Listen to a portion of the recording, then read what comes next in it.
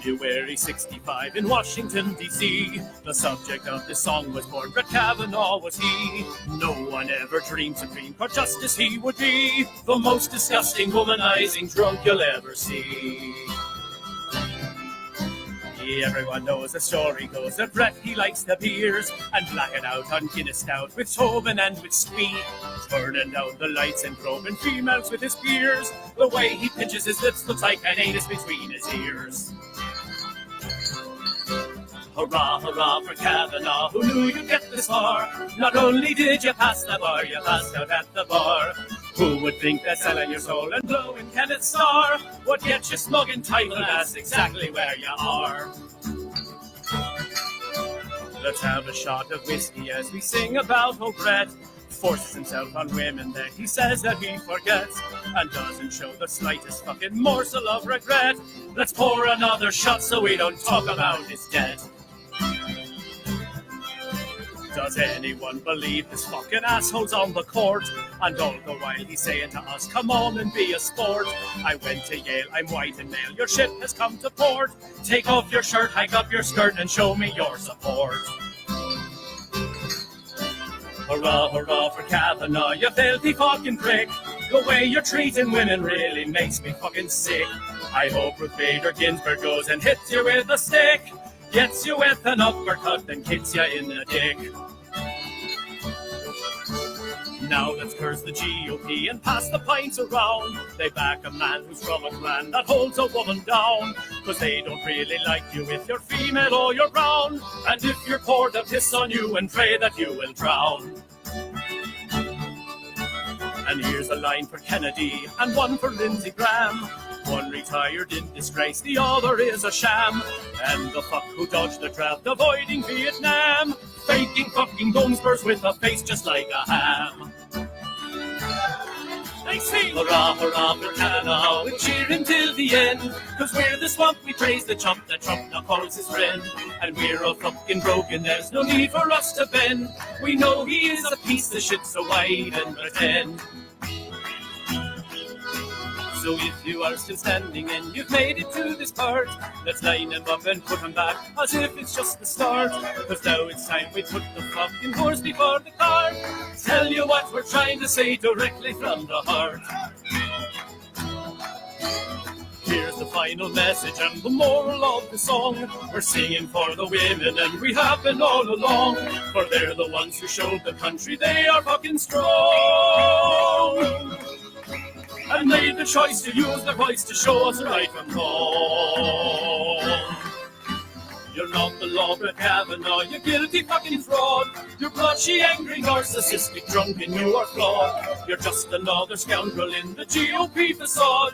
Everybody hates you, it's the women we applaud. So thank the Lord for Blasey Ford, Deborah Ramirez too, and Julie Swetnick, you, that we raise a glass to you. Cause you're the heroes of this song, and we all know it's true. This song's for all the women, and so Kavanaugh, fuck you.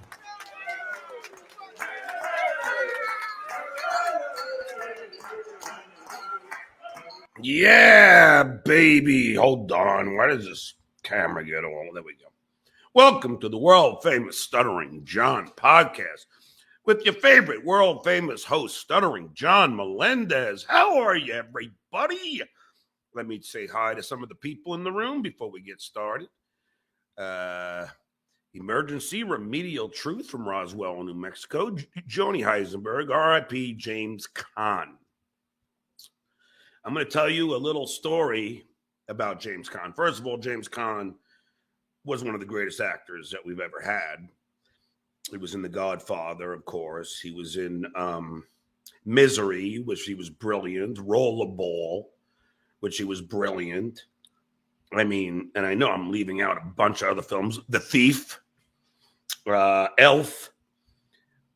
Great actor.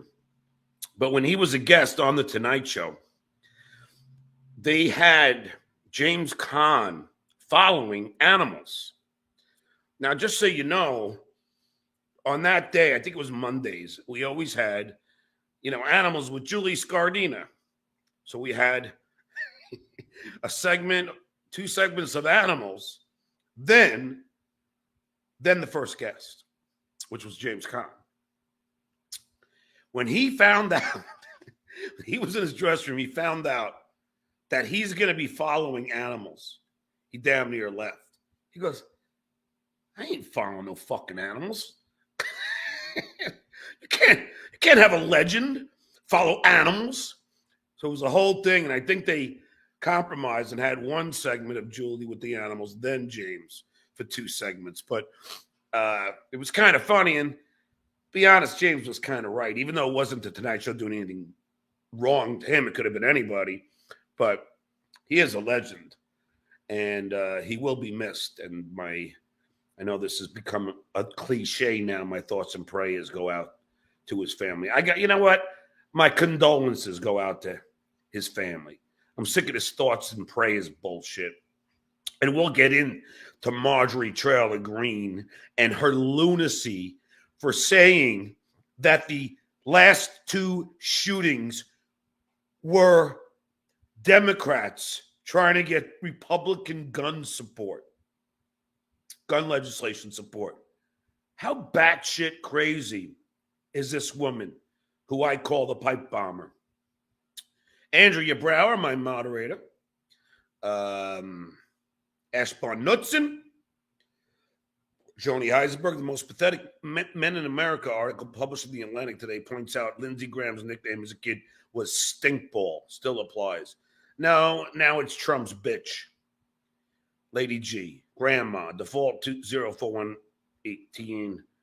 I will wait for John as I wait in the waiting room at my doctor's office. Kenneth Otto. The Cynthia Rice. Just finished listening to my buddy, Tony Michaels. Keep those super chats coming. Admiral Sulu. Who else? Shorty One, I said. Patty Freeburn. Jeffrey Baza. Surprised that Facebook thing. Facebook hasn't gone live yet. What is going on with this crap? Of course it has. Why am I not on Facebook now? Jesus. Why am I getting... What the hell's going on with this thing? Edit. Facebook. It should be on. All right. Getting really pissed off at this thing. I don't know what the hell the problem is. All right. Twitch. I changed my phone number. Now I can't get on there to change my settings because they require me a change of number. I fill it out and they still don't have it. It's been 2 days now. Robert Myers, Highland Park shooter drove to Madison and saw a gathering. Was thinking about mowing them down too with the other gun and still 60 rounds in his possession. What a fucking asshole. Seriously. People are freaking lunatics. This country's gone mad. J.M. Vandy. And let me just say this. Oh, here it is. This Facebook. During this broadcast, you can support my page by sending stars. A digital gift that helps me earn money. Thank God that's here. Stage Dog, Mark Hurley, Joe Carter, because I have a lot of people from Facebook. Please donate stars. I think it's a penny a star or something. It's like nothing. You know, you do 100 stars, it's $1. I think you could spare, all of us could spare that, right? Marco V193, Julie Svensson, Aileen Connie, Heather, Anita Blake, the Squeegee, Angel McCready, Matt Knight from Pennsylvania, Bicycle Mike 42, Yvonne Watkin, Matt Knight, Blue Dot Dusty, which reminds me, Tin Roof, Rusty, Dennis Higgins, Sherry P. We have a Sherry coming on any minute now. Paula Bradley Davis. I see her in the waiting room there as I just go through this little roll call. Lacey Carter, chest flexor. My mom is here. Kenny Gill from Melbourne, Australia. Human F being Angie Bally. Kenny Gill. It jumped. So keep James Conn went to college with Francis Ford Coppola. Didn't know that one. Let's see. I know that one of the Coppolas was at NYU while I was there. Ziggy, John Davenport. If I missed you, I missed you. Okay. Relentless, Ray Garden. And keep those super chats coming. It keeps me able to do this show for free on a regular basis. Go!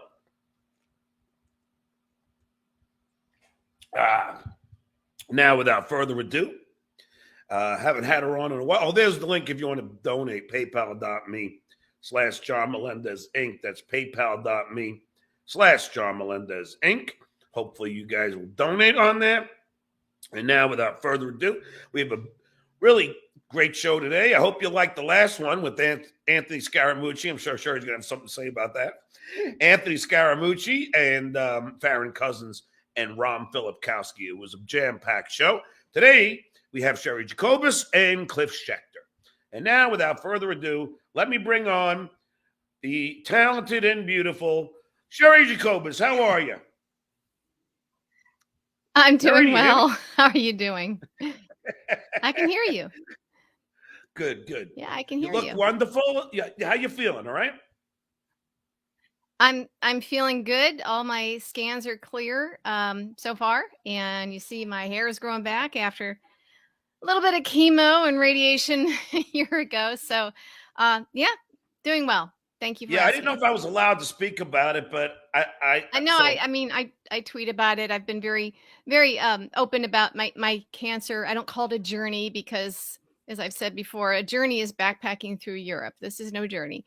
So it's good that I can talk to other people who are going through it, or if they have loved ones going through it. So, I'm fairly open about it. Some things I don't talk about, but yeah, I'm here. Well, it is good that you do talk about it, because I have friends who've gone through various types of cancer. In fact, my sister-in-law just got over breast cancer, and it's good to talk about it because you have people that are going through it. I'm sure that could be people in my audience that that are going through that now. Yeah, and it's got to be a pain in the ass, Cheri, huh? It's unpleasant. And when you're going through it, that's pretty much your job and recovery. And you live scan to scan after that until you stay in remission.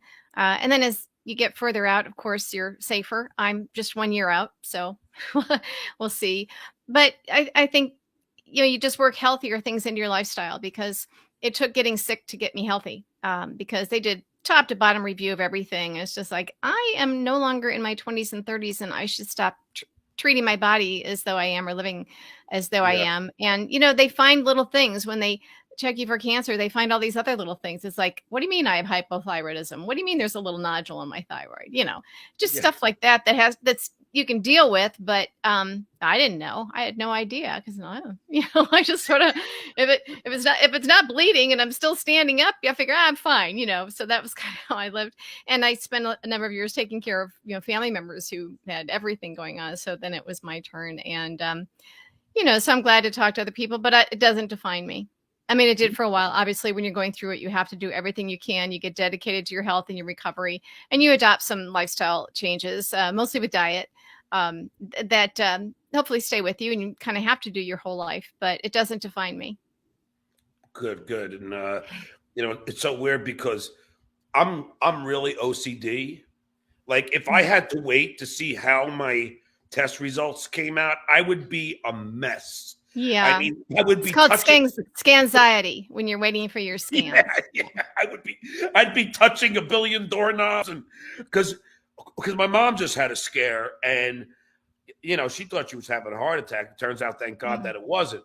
But you should have seen me then. I'm sitting there freaking out, and it's like you can only imagine how it is for you waiting on that test. Oh God! I found out I had cancer before my doctor told me, or waiting for the test. But you go on my chart, and they had the results up there before my doctor could tell me, and that's they should probably fix that process a little bit, because I've heard that other people have gone through that as well, and that's not where you want to be. So, yeah. Well, I'm glad that you are in remission and doing well, and I'm glad that you're back on the show. It's been quite some time, and I really wanted to talk to you today about the overturning of Roe v. Wade, and as a woman, how the hell does that how pissed are you right now? Well, first of all, I just relaunched my podcast after I took a 15-month break. So I had Kimberly Johnson on yesterday, and we talked about it. In 2016, she wrote a book, Peyton's Choice, about a teenage girl who found herself pregnant and the choices she had. And I think it's a really good book for young people. Everybody should read it. The decision was not a surprise, but it still is shocking. I'm extremely upset about the fact that we have 3 Supreme Court justices who lied in their confirmation hearings. And I wish that Democrats had the courage to impeach them. I know that the Senate won't do anything, but I think Democrats in the House, while they still have the House, because I think they're going to lose in November, everything points to them losing the House. They need to show their supporters that they're fighting for them. And I think the best way to do that is to do the things you're elected to do. We gave you the majority, even though we know the situation in the Senate with Manchin and Sinema. I think there's nothing more educational for the American people than to watch this process so that they understand why it's so important to have a Democratic Senate and House. And they get it when they see the people they elected to the majority fighting for them and only losing by a couple of votes in the Senate. Nothing makes it more clear than that, because a lot of people, John, I don't think understand, and I get frustrated when I see them not even trying. The truth is you could do a lot of things that might succeed once you start that process. Remember during Watergate, it happened pretty quickly. Once it was clear that Nixon was toast, all the Republicans just peeled away from him. I think that could have very well have happened if the Democrats in the House had had the courage to impeach Trump over the 10 counts of obstruction of justice in the Mueller report. But they whiffed.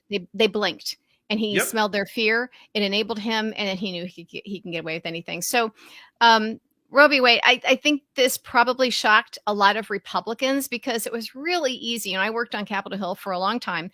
It's really easy for Republicans to take the position they are, pro-life, because nobody thought this would ever happen. It seemed like a pretty risk-free political position to take, because everybody just thought, this is decided already.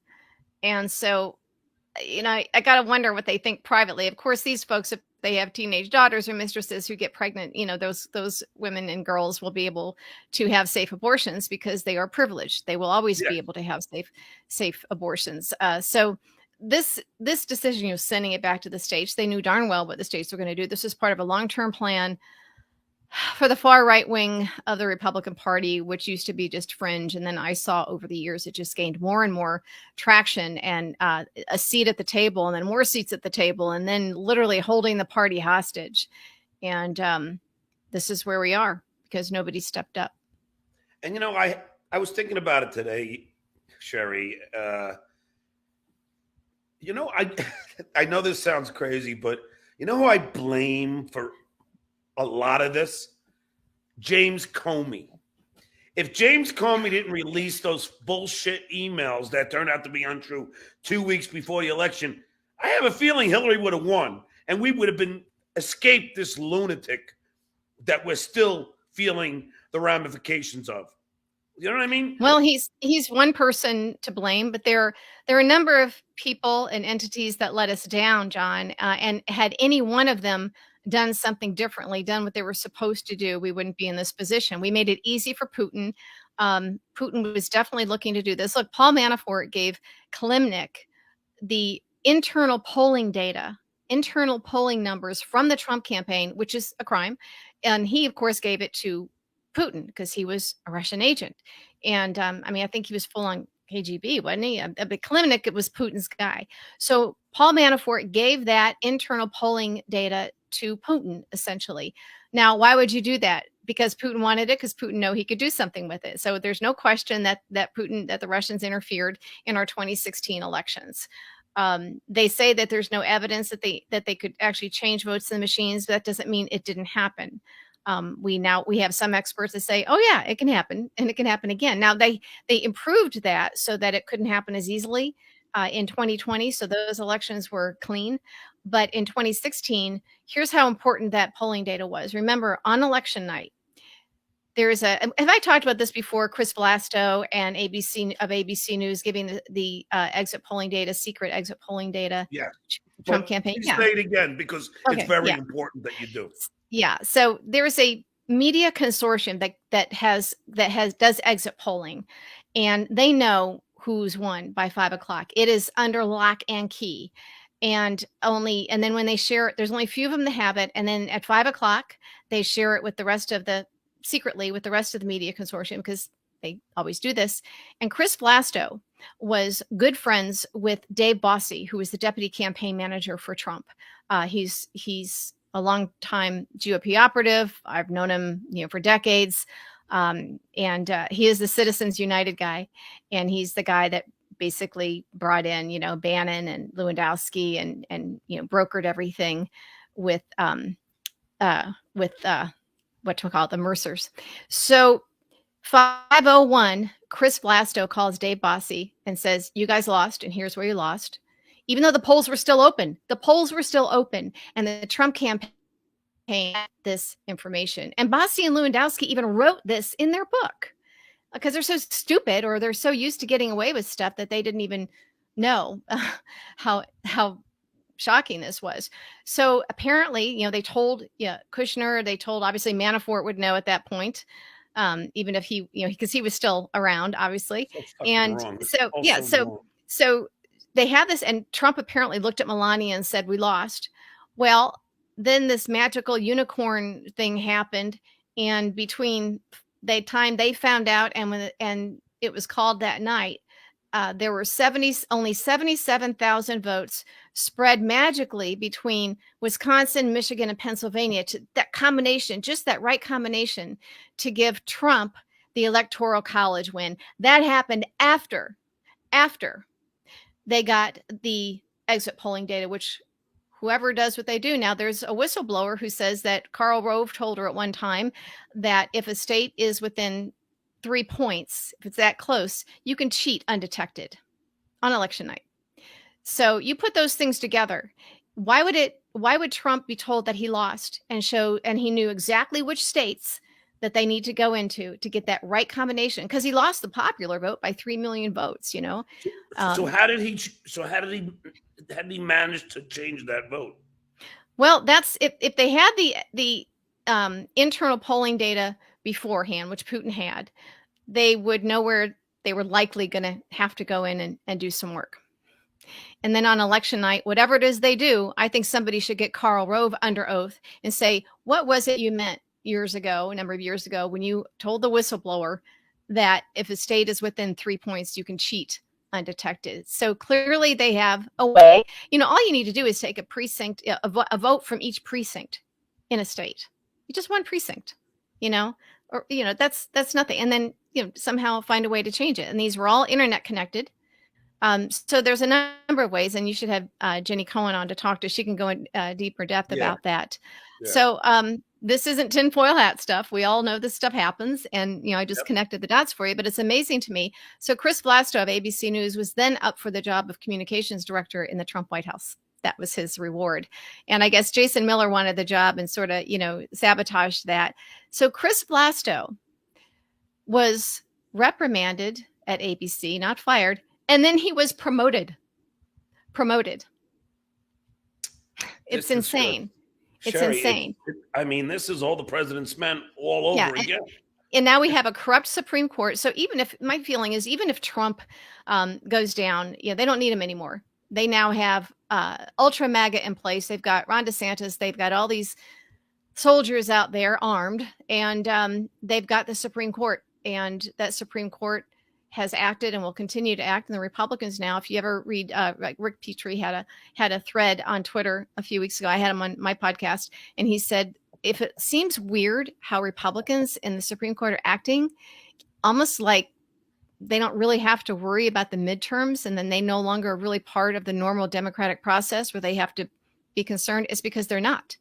They've got this in place where they can simply, where they can change electors and change the outcome of a state vote. They failed to do it this last time, but they're getting things in place so they can do it. And the Supreme Court is taking measures to allow that to happen. They will do it by brute force, as we've seen on January 6th, which, as you've heard many people say, was just a rehearsal. And, this is how they can do it. And voter suppression. They literally were ripping mailboxes out of the ground so that people couldn't vote by mail, because those are paper ballots, and you can't cheat as much with paper ballots. And that's why Trump openly panicked and had Louis DeJoy do that, as well as dismantling the mail sorting machines to ensure that those ballots wouldn't be counted in time. They were so open about it because when people had COVID during the pandemic, they were scared of COVID, and so they were voting by mail. It just made it harder to cheat. But they tried. They tried after, and that's why we're going through what we're going through now with the January 6th committee. I'll tell you, Cheri, you and I are around the same age, and I just can't believe that we've seen our country become this religious fanaticism and crazy party over country, society. I am in shock because, when we're kids, we're taught what's right and what's wrong. What happened to these people? They don't seem to give a shit about what's right or wrong.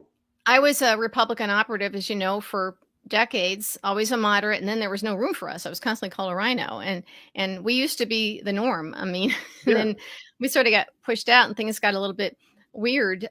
So this isn't a party that I recognize, and this is something different. It isn't even really about ideology. It's this religious cult, and I think you've got the big money people who they have this weird coalition, and here's how it's happening: the big money people, the corporate money, they don't care about the religious right as long as they get what they need. And the religious right is willing to give the corporate overlords, the oligarchs, what they need. And so the two of them could not be more diametrically opposed and more different culturally. But that's how they keep the party going. And then they have the unwashed masses, these, yahoos with their Confederate flags, with their MAGA flags on their trucks and their guns and all of that disgusting stuff. And that's meant to be threatening to people and is. And those are the ones that are the stupid cultists that go out and, would die for this man, would die for him. And now they need these people to be willing to die for the overall cause. If Trump goes down, then it'll be Ron DeSantis. And it's like Trump with the brain. Interestingly enough, Cheri, a new poll just came out, and it has Joe Biden and Gavin Newsom both beating Trump and DeSantis in the next election. Well, that's good.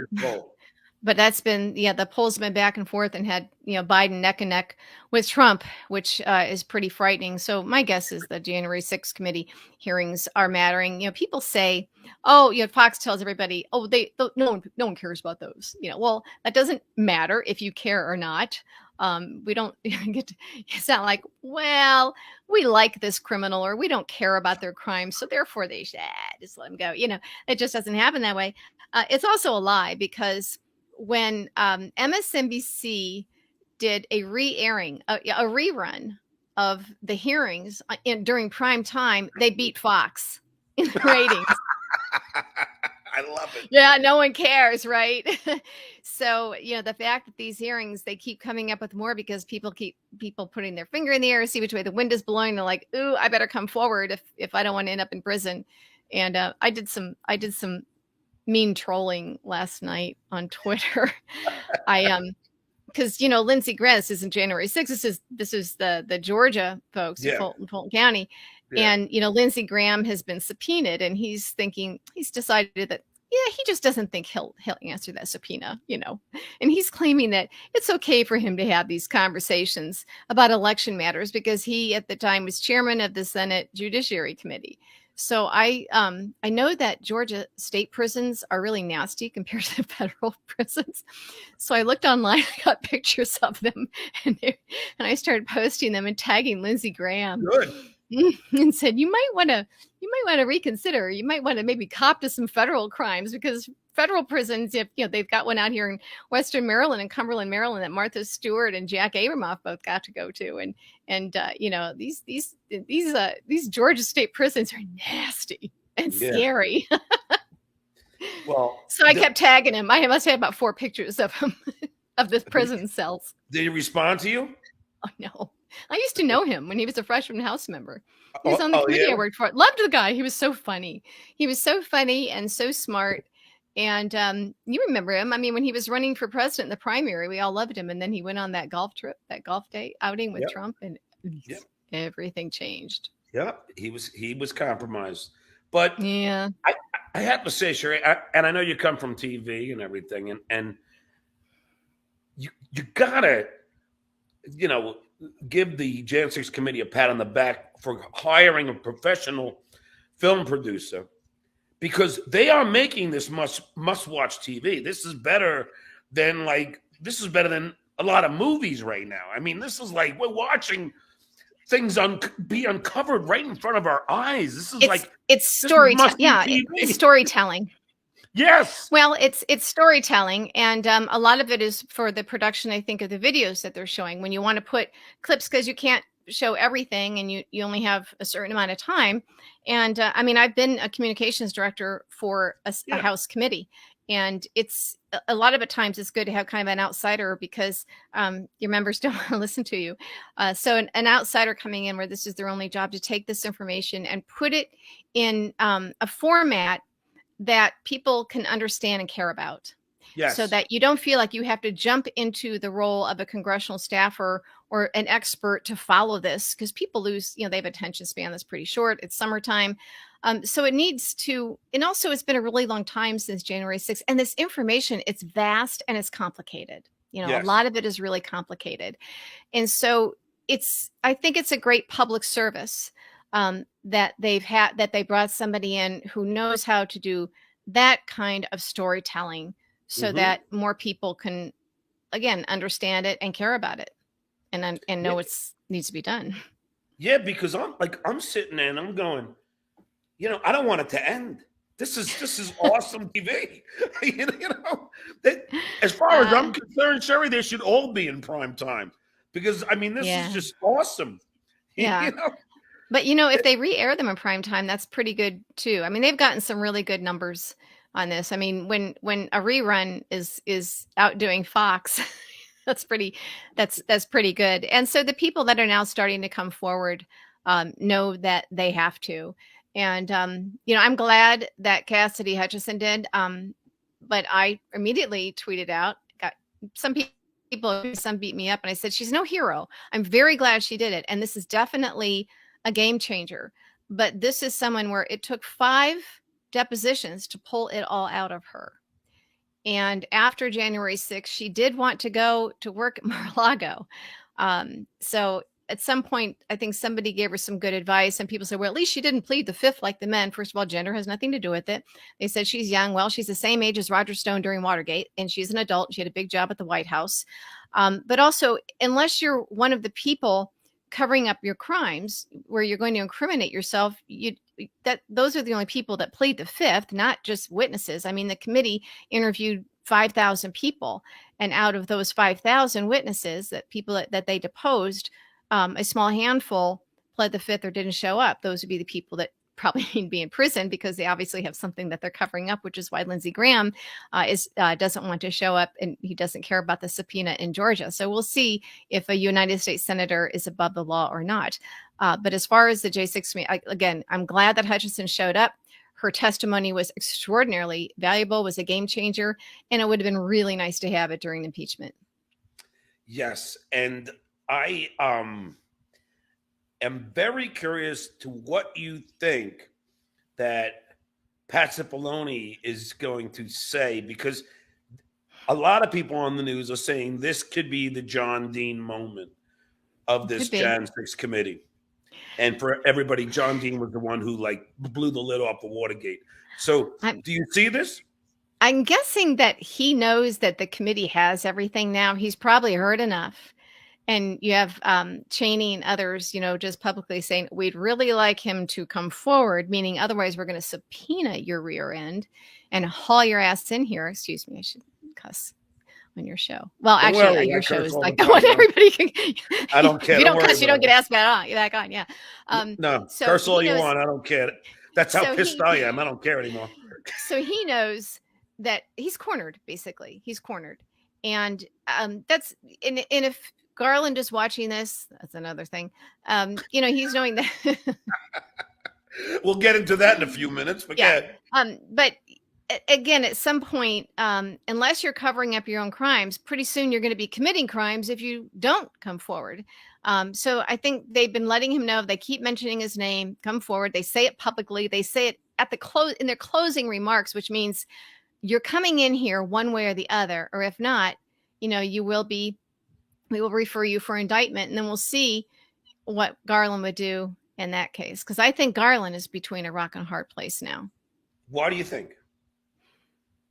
Well, I listen to Adam Schiff. I don't listen to the Twitter lawyers and non-lawyers who have something at stake, who make money out of it. So Adam Schiff, before he was in Congress, he spent 6 years at DOJ, 6 or 7 years. So he knows the people there, and he's come right out and said, I know people there.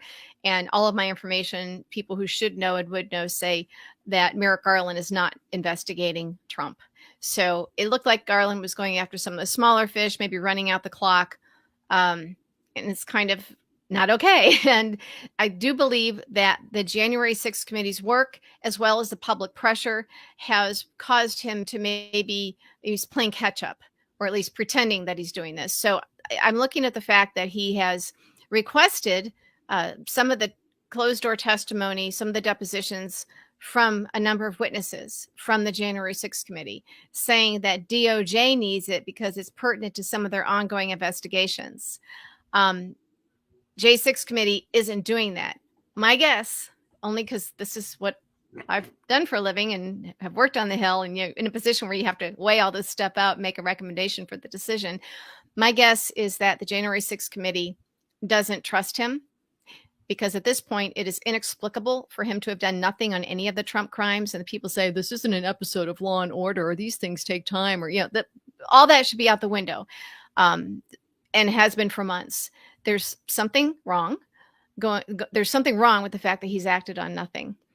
So it means he's already let Trump skate on some crimes. So if you have a DOJ that has decided to let Trump skate on some crimes, and you see no indication that that's not a decision that they're going to keep that going, you don't hand over material, because then Merrick Garland can lay down the gauntlet and prohibit the January 6th committee from making their findings public, or parts of their findings public. And I think the January 6th committee does not want to risk him basically shutting them down. Like, they hand over information to him, and then DOJ can legally say, no, you can't release this to the public because it's pertinent to ongoing, investigations. And then those ongoing investigations just sort of flit off into nowhere. They run out the clock, that sort of thing. So I think the January 6th committee, while they got started late, they know, and I'm guessing that Adam Schiff had a lot to do with the decision, and Raskin too. They know that there's no explanation that makes sense to them why Merrick Garland has not done anything substantial for Trump and his top people, who clearly are guilty, but January 6th and other crimes long before that. And they don't want to risk Garland doing that. So I think they're basically saying, you're on your own. And I remember Adam Schiff saying months and months ago, because he was very frustrated with the lack of action on the part of DOJ. And he said on one of the shows that, he's saying, Merrick Garland, do not wait for the committee to go first. Do your job, at DOJ. So. Well, this is really upsetting to me, Cheri. And I mean, it should be. Yeah. Yeah. I mean, if Merrick Garland, after all the evidence that we have seen thus far, if he doesn't go after Trump, well, I think this country is going to be enraged. I mean, and here's the thing, Cheri, why? I mean, the Republican Party stopped him from being a Supreme Court justice. Why does he care what they think if he does this? I don't understand. Well, I mean, this happened with Bragg in New York. We see this happening everywhere. I saw Southern District of New York shut down investigations, including the hacking of IC whistleblowers, when Trump had Jeff Sessions as Attorney General, and then Berman and Southern District New York would just shut things down. And so I think that's why Jeffrey Berman when Barr was trying to fire him, and he agreed, and then Congress wanted to talk to him behind closed doors. I think that, and Berman very carefully negotiated the terms of that conversation with Congress, and it would be under oath. And I think it was because he didn't want to have to answer questions about what investigations he shut down at the insistence of Trump's DOJ, whether it was Sessions, Whitaker, or Barr. And so he kept the questioning, he negotiated the questioning very, very narrowly to only his conversations with Barr about him leaving, being fired, basically. So I don't know what it is with Garland. It could be he's just an institutionalist. It could be he's afraid. We don't know. But we know that Trump buys off lawyers and judges and people. He's done it for years. But there's something off. There's something wrong.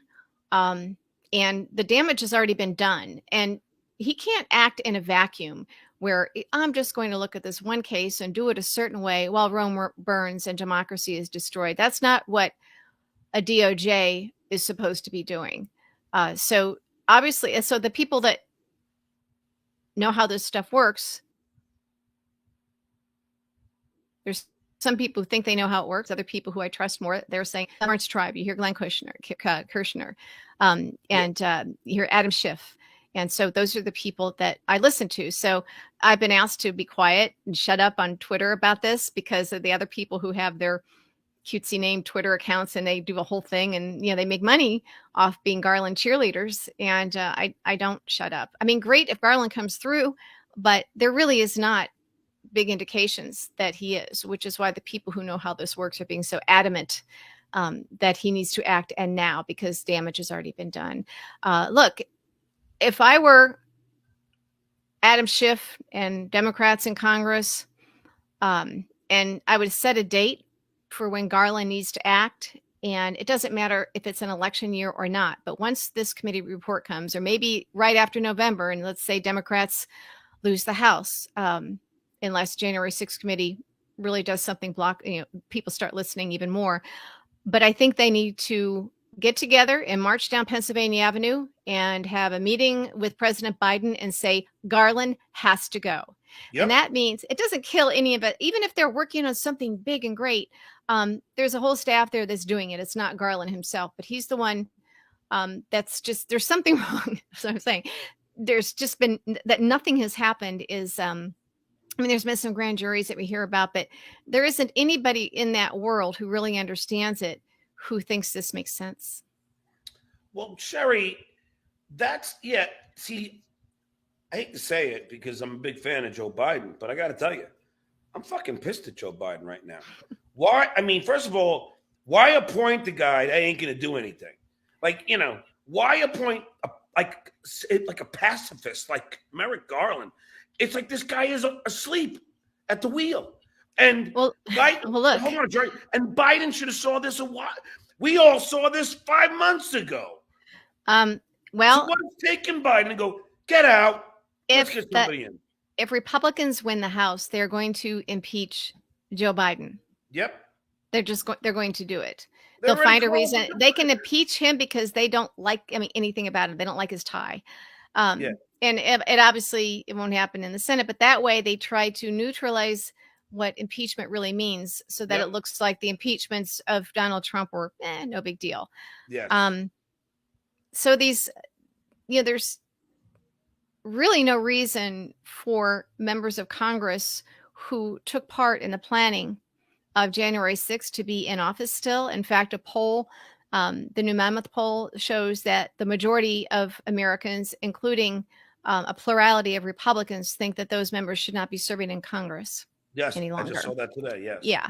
And, that matters. That matters.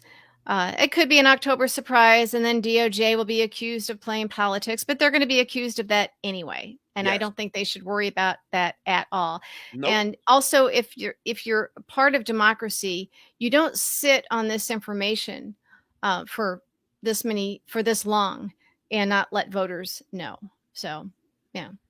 But I think that when one falls, maybe the rest of them will fall. I don't know. I mean, remember Watergate? It was Governor Larry Hogan's father was the first Republican to call for Nixon's impeachment. And then they all kind of started falling when it became obvious what Nixon had done. Then they all kind of fell in line after that. But even then, at the time of Nixon's resignation, 24% of Americans still supported him and would vote for him. God, we're a stupid nation, aren't we? We deserve this. We're so dumb. We deserve this stuff, I swear. Let me, because I just wanted to read that poll because I had tweeted it out. Here it is. This is from, I stutter. This is from Marshall Cohen. Fascinating numbers from the new Monmouth poll. Should members of Congress who assisted the planners of January 6th be removed from office? Among all Americans, 66% yes, 26% no. Among independents, 65% yes, 27% no. Among Republicans, 48% said no, but 36% said no. 48 said yes. No, that's not what it says here. No, 48 said no and 36 said yes. And then among Democrats, 94 said yes and 5% said no. I mean, that's what it says here. Yeah, got it. I'm looking at it, yeah. Yeah, is that accurate? Yeah. Yeah. They flipped the yes and the no on the roll. That's why I read that wrong. Yeah. But still, that is a significant amount of Republicans who, who are saying, yeah. I think that's pretty high. Yeah. 36% of Republicans, are saying, yeah. Well, but you know what? You have new Republicans that weren't Republicans before and other Republicans like me who are no longer Republicans. So it's a weird number. I think if you had the old Republican Party from 7 years ago, that would be different. But no, but it's scary. It's scary. And I know that Fox News doesn't want people to watch the January 6th committee hearings because if you watch them, you're like, oh, what's going on here? I thought they aired the last one, though.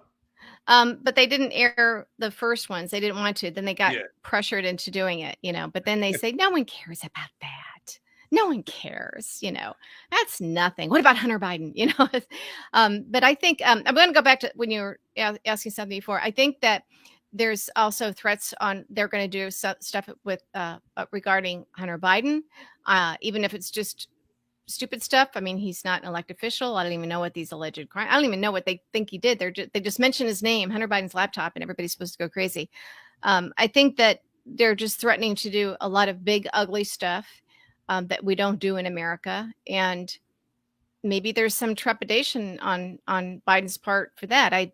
Although I doubt that. He's been around for a long time. I kind of think that stuff doesn't bother him. But I don't think he cares at this point. Yeah.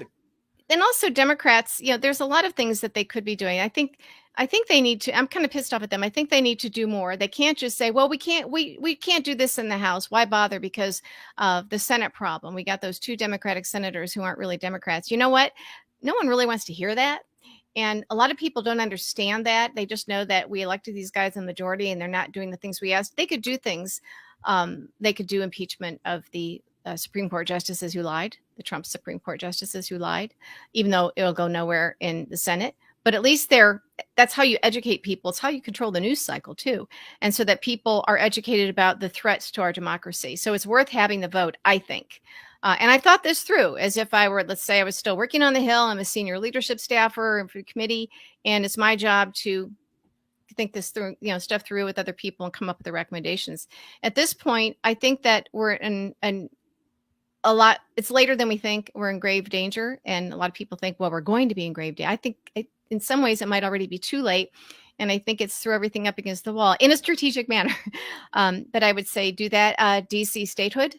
Go for it. Again, there's always a bill floating around. Push it because taxation without representation is wrong. And also that would add 2 senators to the Senate. Yep. And you can sort of carve out a few square city blocks for the federal buildings, have it be like Vatican City, it's in Rome, but it's and have that be DC proper to fulfill the obligation in the Constitution, which says 10 square miles. But I think you can get around that. And then have the rest of the District of Columbia be like real America, and have that type of representation. It would be probably 1 House seat and 2 senators.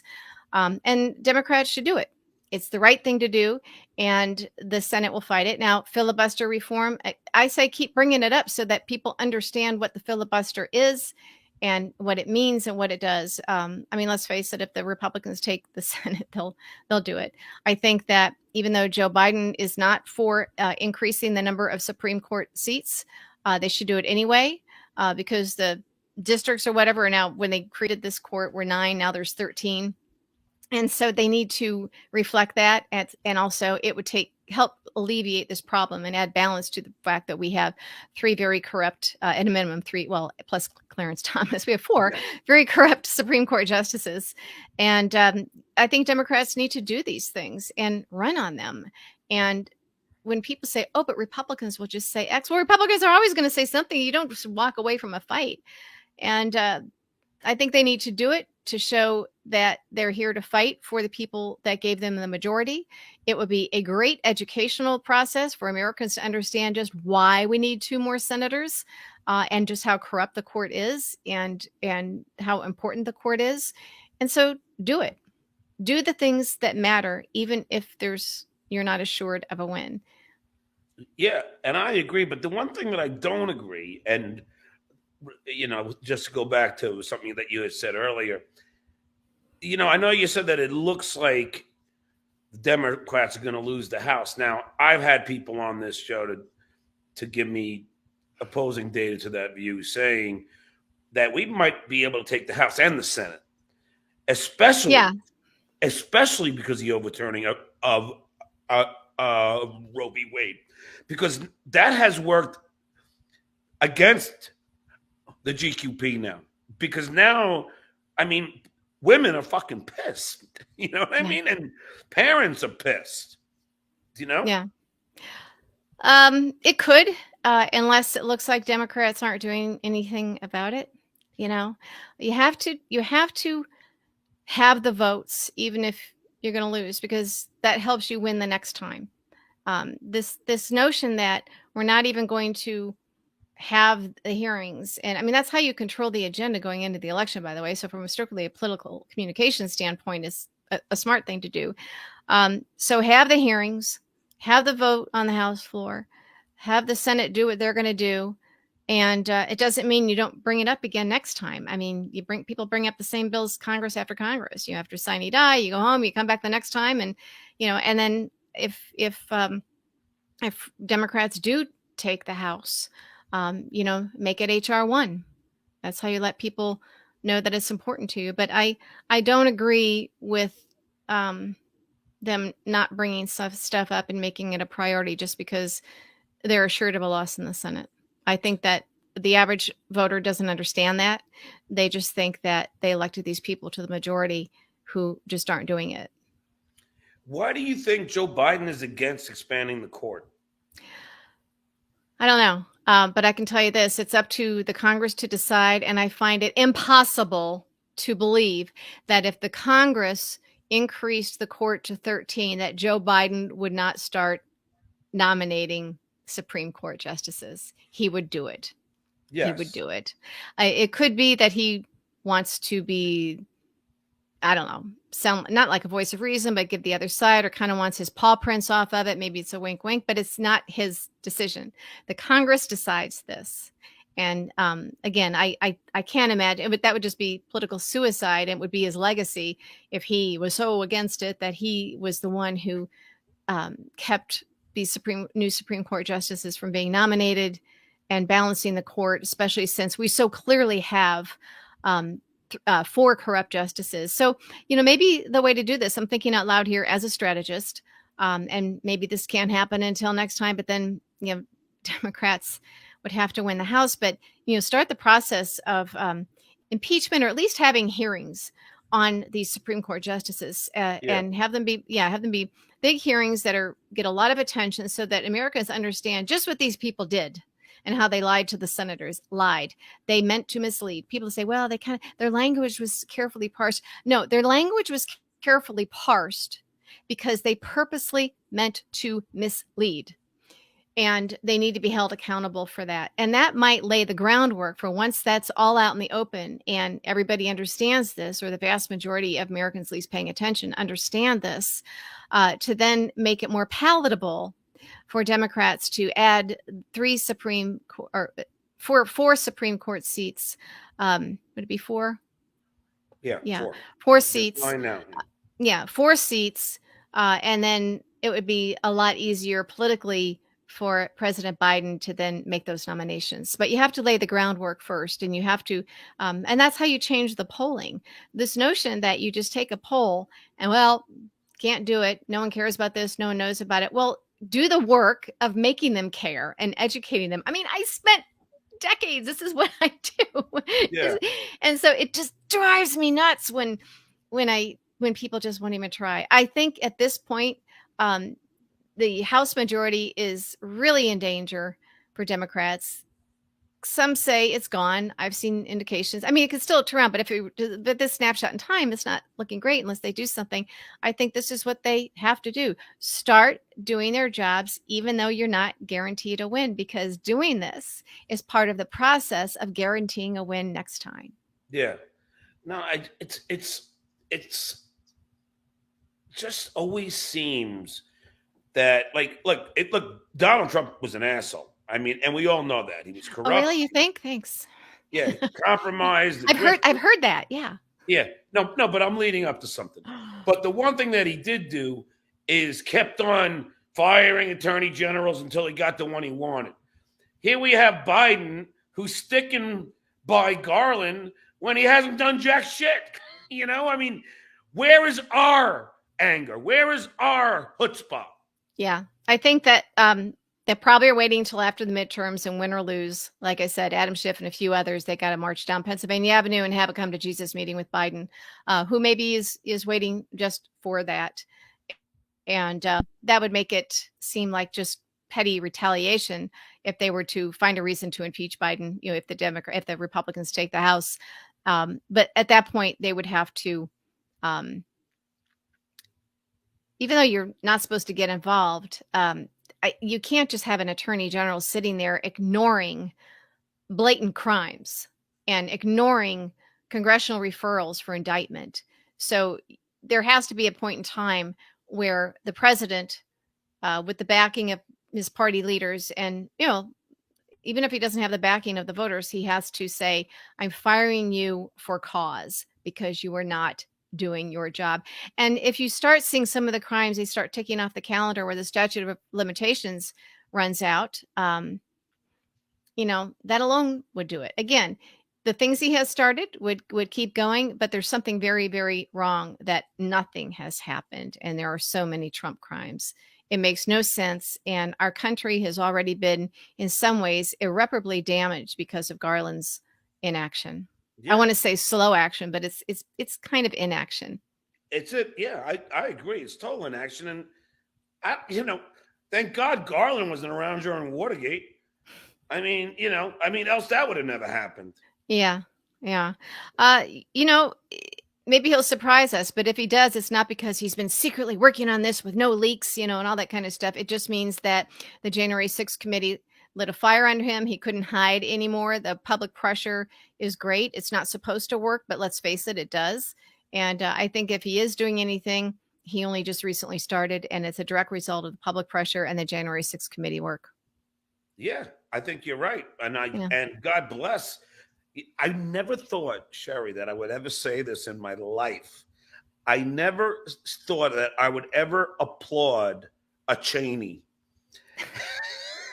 But Liz Cheney, obviously, I don't agree with all of her politics, but she's doing a hell of a job in pointing out just how seditious this all was. Do you know what I mean? Yeah. She did the right. It's how sad is it though that we make heroes out of people who simply do the right thing? It's like we're grading on a curve. Yep. We're grading on a curve. You didn't lie and try and screw America. Yay! Yep. We're just gonna hold a parade in your honor. It's because Trump, set the bar so low. You know what I mean? So now anything that they do is that's good is like, holy crap, wow, good for you. Yeah. Yeah. But it seems to me, Cheri, and I don't know, it seems to me that Liz is really passionate about this. Like she's really pissed off that this happened, this chance. Yeah. I get the feeling that she really wants justice to prevail, and I wouldn't put it past her father. I could see Dick being like, "No, this ain't good. This is not the. This is even outside the corrupt shit that we did." Yeah. He came with her to the House floor. What was that for? Was it for? I Was forget. he there? Yeah. When they're swearing, it was something else. No, Yeah. it was a vote. I think it was a vote Yeah. on something. Okay. And it might be that she just didn't believe that her own party could really continue to do this. We know that on January 6th, when Jim Jordan tried to help the little lady out and grab her arm, she's like, "Get that F off me, you effing did this," So she even had some sort of advanced knowledge, obviously, about what was going on. I think Dick showed up at the certification. Okay. Yeah. I think, if my memory serves me correctly. No, because he would have been there. That was on January 6th, and he would have been there. We didn't get any information that former vice president was in the house that day. Oh, yeah. Okay. All right. Yeah. I'm not really sure. But look, she's still there. They still haven't hauled in Ginny Thomas because she's friends with Ginny Thomas. I don't get that at all. Yeah. I don't understand. I knew Ginny. I know Ginny. And I had Is she as much of a record? I unfriended her on Facebook a little over a year ago because she would jump in and, was arguing with people and they wouldn't even know who she was. And so I cut her out. And it's like, and then I told people, that's Clarence Thomas. Is like, what? They didn't know who she was, but she worked for Dick Armey. It was after Contract with America, Republicans took over, and I was a leadership staffer on the moderate committee, education and workforce, ed and labor. And that was the first time I recall being aware of these real far right wing movement conservatives having a seat at the table in Congress. And she, she was always under fire, of course, because of who she was married to. And I felt sorry for her. I felt really sorry for her. But I always wondered, but why is she doing this? I mean, she's purposely putting herself out there, and she's married to a Supreme Court justice. And it's just like really inappropriate that she's working on the Hill. And people say, well, what the wives do is not, and what the spouses do. But no, you make a decision as a couple. This was just out of bounds. And then the result of this, because she's on a crusade, was January 6th. And the fact that she had this role where she was texting the White House chief of staff, basically, again, using language of war. Yeah. What? Yeah. I don't know why she hasn't been subpoenaed, or has she been? No. She's been invited. She's been invited to speak, and she's decided that she doesn't really think she needs to, that it's really relevant. So, Yeah. And getting back to the Supreme Court justice, she's decided that the committee's wrong. Glenn Kirshner said that they should be trying, those three for perjury, because they can't just say, "Oh, we read something and we changed our mind." No, they can't say that because they had a history of them saying that shit even before those hearings. Yeah. So this has been in their DNA since day one. You know what I mean? So and again, I think you can easily prove that when it's clear that somebody is going out of their way to parse their language, but they're purposely trying to mislead. In hindsight, that's exactly what they did. And if you were to impeach them or let them try and defend themselves in that regard, and they could say, why did they change their mind? Of course, they're all going to be in lockstep with why and come up with the reason. It's like, but you did it only when you knew you had a majority in the court and certain things in place already in the states. So you knew what Missouri was doing and what Texas was doing. They already knew this. And so they wanted to shoot it to them to start the process of, eliminating all abortion. And now they're going after birth control and gay marriage and even gay sex. And it's frightening what they're doing and what they can do. That's why I say it's later than we think. I think if Democrats don't like you said, if they don't impeach them, I agree with Glenn. And that's what I was saying earlier, John. They have to show that they're going to at least try. They're going to do their part, even if they fail. But you never know, John. What happens? Look like with this January 6th committee hearings. What if people watch this, they start getting it, and they start understanding how dangerous it is to have Supreme Court justices that are lying and who are illegitimate? And what if it wasn't their side, their team? You start inching those numbers a little bit, and it's going to make it harder for Republicans to side with, to defend them. It may take a while, or there could be something that comes out that makes it all come tumbling down. But you at least have to be creating the situation and providing the forum where you can, remove a few of those bricks so that it does come tumbling down. And I agree with Glenn. Impeach them. Obviously, the Senate won't. It takes 2/3. But do it in the House so that people know. Because again, that means that if Democrats manage to take the House or retain the House and grow their majority in the Senate, you can then kill the filibuster. And then you can add those Supreme Court seats and save America. I mean, literally, that's not hyperbole. No, it's not. No, so Glenn's right. Glenn's one of them that I listen to. Oh, I love Glenn. Yeah, he's like the best. Mm-hmm. But yeah, I just hope that something can be done, and because it's really just awful. And I'm sure you heard about that 10-year-old that was raped and was pregnant in Ohio, and they were forcing her to have the kid, so she had to leave the state. I mean, this is a Handmaid's Tale, Cheri. What the fuck is going on here? And in Mississippi, some Republicans were talking about having dogs in airports and other places sniffing out women because they can sniff out pregnancy, and they can tell if you're trying to leave the state. I mean, that is insane. That is frightening. And we have people in charge who are talking about doing that. And I wonder if the vast majority of even Republican voters understand that this is what they're doing.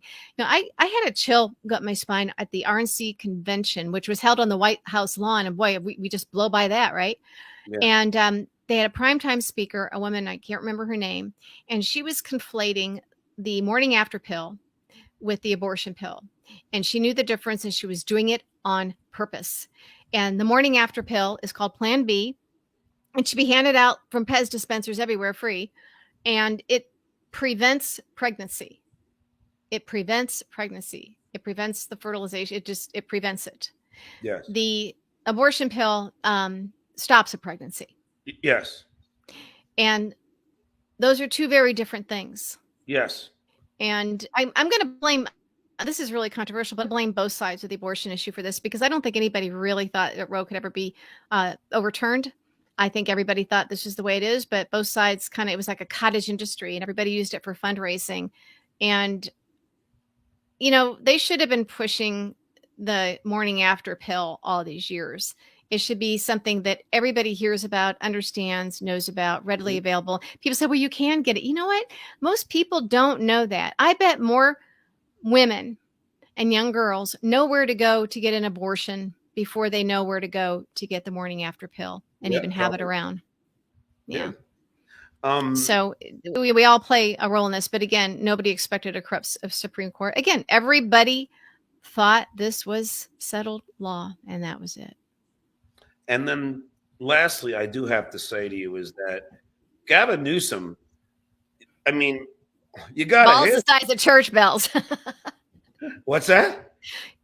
Balls the size of church bells going into Florida like that. He's doing attack ads against Ron DeSantis on Fox, saying, come on to California where things are, and I love that.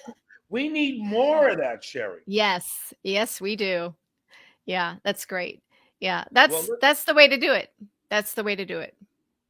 Well, let me tell you, Cheri, this hour has gone by really quickly. Yeah. But I'd love to have you back on. I'm glad to see that you're healthy. And please plug anything that you want. Well, follow me on Twitter at Cheri Jacobus, CheriJacobus. And I have my own podcast back up. It's audio only. It's on Patreon.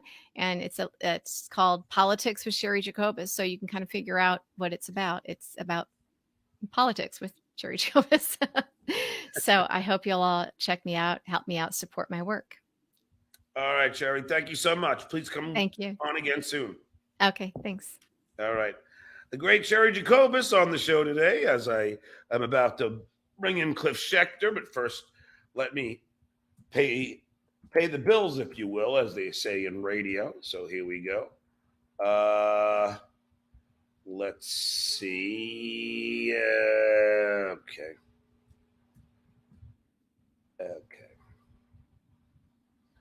I'm trying to get the most recent ad that I got from these guys. Let me see. This is the most recent. I'll just have to improv this because, anyway, our partners at BetOnline.ag continue to be the number one source for all your betting needs and sports info. Find all the latest odds, news, and sports developments, including this year's NBA Finals, Major League Baseball scores, all the latest fighting news, and even next season's early NFL futures. BetOnline.ag is your continued source for all your sporting wagering information, from live betting to playoffs, esports, and more. Head to the website or use your mobile device to sign up today to receive your 50% welcome bonus on your first deposit. Just use our promo code CLNS50. That's CLNS50 to get the bonus and get into the action. BetOnline.ag, where the game starts. Someone said that that Lincoln's was Lincoln's Bible or the Lincoln Project that said something about me.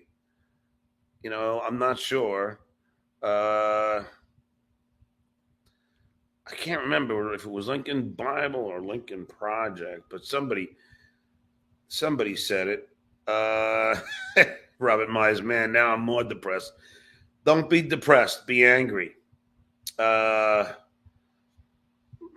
Let me just explain something to you, Shorty. Yawning is contagious, as you all know.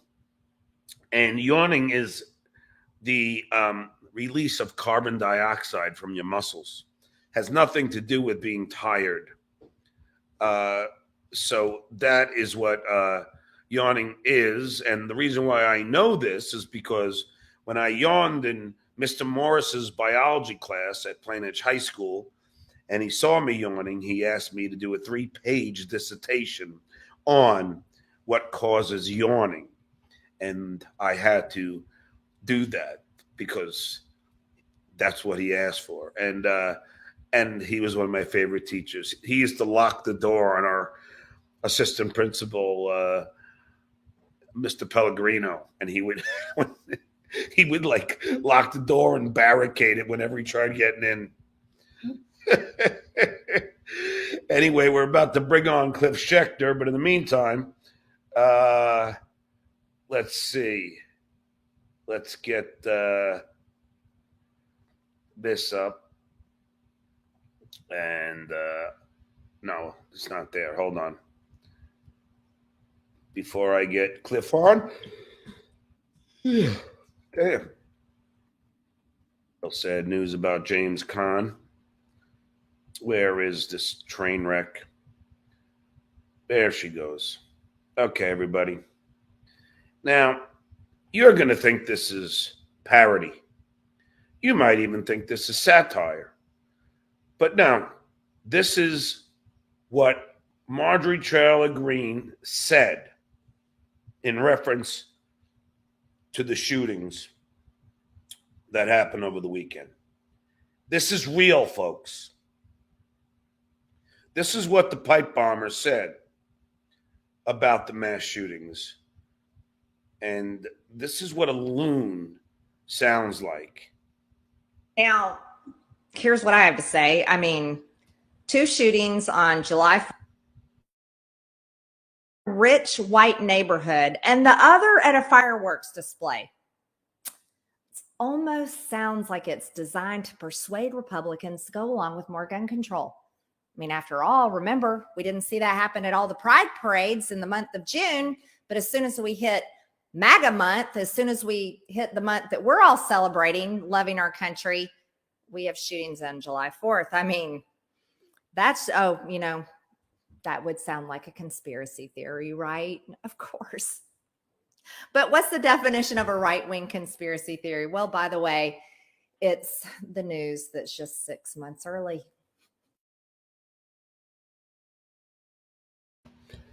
What a crazy jackalope. Marjorie Taylor Greene, the pipe bomber. Yeah, I'll play it for my buddy Cliff Schecter. Cliff, how are you, pal? I'm doing great, except for the damn stupid circle light just fell off my computer. I love when that happens. Let's see if it happens again during the show.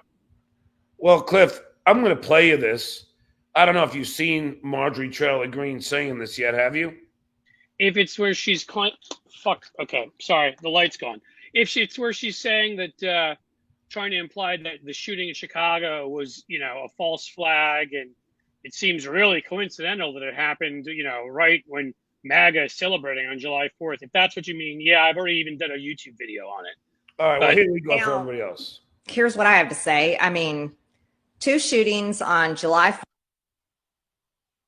Rich white neighborhood, and the other at a fireworks display. It almost sounds like it's designed to persuade Republicans to go along with more gun control. I mean, after all, remember, we didn't see that happen at all the pride parades in the month of June, but as soon as we hit MAGA month, as soon as we hit the month that we're all celebrating, loving our country, we have shootings on July 4th. I mean, that's, that would sound like a conspiracy theory, right? Of course. But what's the definition of a right-wing conspiracy theory? Well, by the way, it's the news that's just 6 months early. How low can this chick go, Cliff? She's, I mean, down deep where there's, cockroaches crawling among sewage, among discarded bodies that had cement slippers on them that were thrown in the East River, among there's no, remember what Andy Dufresne crawled through and yeah. I mean, she, and again, I think I can curse on the show. I mean, she is the fucking biggest low, and I'm sorry because a bunch of these folks are my friends. Fred Gutenberg is a friend of mine, Andy Parker, whose daughter was murdered while she was just doing the news. You may remember that was an infamous case in Virginia. She was live on air broadcasting, and a crazy person walked up and shot her and murdered her. I mean, these folks are among my friends, and this lying fucking, I have to hold back because I'll say things I regret. No, don't hold back. No, but I don't want to say things that sound sexist. So why don't I say this lying dick, who wants to pretend, who wants to act like, first of all, the 4th of July is not your holiday. And the 4th of July in 2018 is when 8 of you went and basically sat down and puckered up to Putin's ass in the Kremlin about a year after Russia attacked us, cyber attacked our election.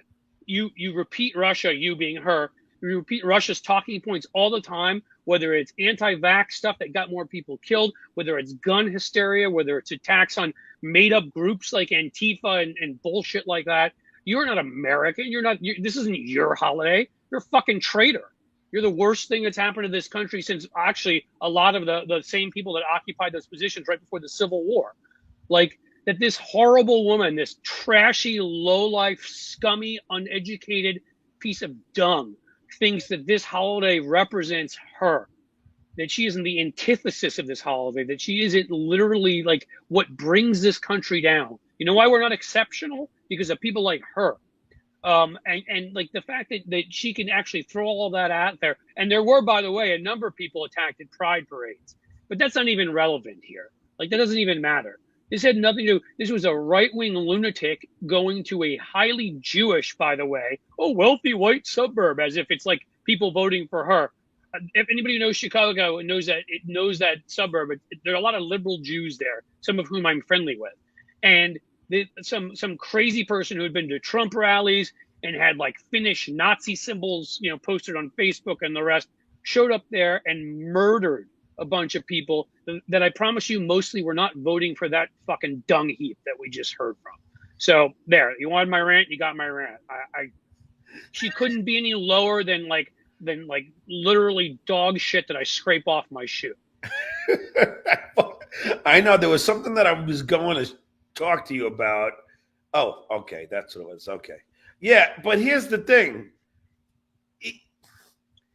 I mean, for her to call these shootings orchestrated to promote proper gun legislation. So in other words, Democrats would risk people dying to not even risk. We'd murder our own people to promote our agenda. I'm fucking infuriated that she can say that and not get thrown out of Congress. And right, I'm infuriated. All these Republicans, and I'll be honest, every Democrat out there who's listening to this show, please, it is not Donald Trump. Okay, if you lay all this at the feet of Donald Trump, all the rest of them get to skate. He is one of them. He's a leader of them. He is absolutely horrible. But it is not Donald Trump. It is this entire party. This is an entire party filled with religious nuts and greedy assholes and corrupt pieces of shit, and people have no respect for this country and the Constitution. It's Marjorie Taylor Greene and Madison Cawthorn and Lauren Boebert and Ted Cruz and Josh Hawley and Ron DeSantis and just I go on if you want me to. I mean, honestly, that lunatic today. I think it was today or earlier yesterday, got up and spoke. Debbie Lesko from Arizona got up and basically said she wanted to shoot her grandkids to protect them from I don't even know what, if you didn't see that she was so against gun control legislation, she seemed to be saying that she would shoot them to protect them from it. And like, she doesn't even make the A team in terms of crazy. Like, if we were to put together a baseball team, she'd be on the bench, John. Like, she can't even, with Boebert and Jim Jordan and Louis Gohmert and Ted Cruz, like that's the A team. This woman's from the B team, and she's talking about murdering her grandkids on the floor of the House. Like, again, anybody out there, I promise you, because they tried this in Virginia, and that's how we lost to Glenn Youngkin, who's that right-wing governor now. If you go out and you tell people it's just Trump, then that gives all sorts of Republicans a free passage to say, oh, well, then I can vote for other Republicans. It is not just Trump. They are all part of this. Most of them, on some level, are fucking nuts, and the other ones enable them constantly and don't care.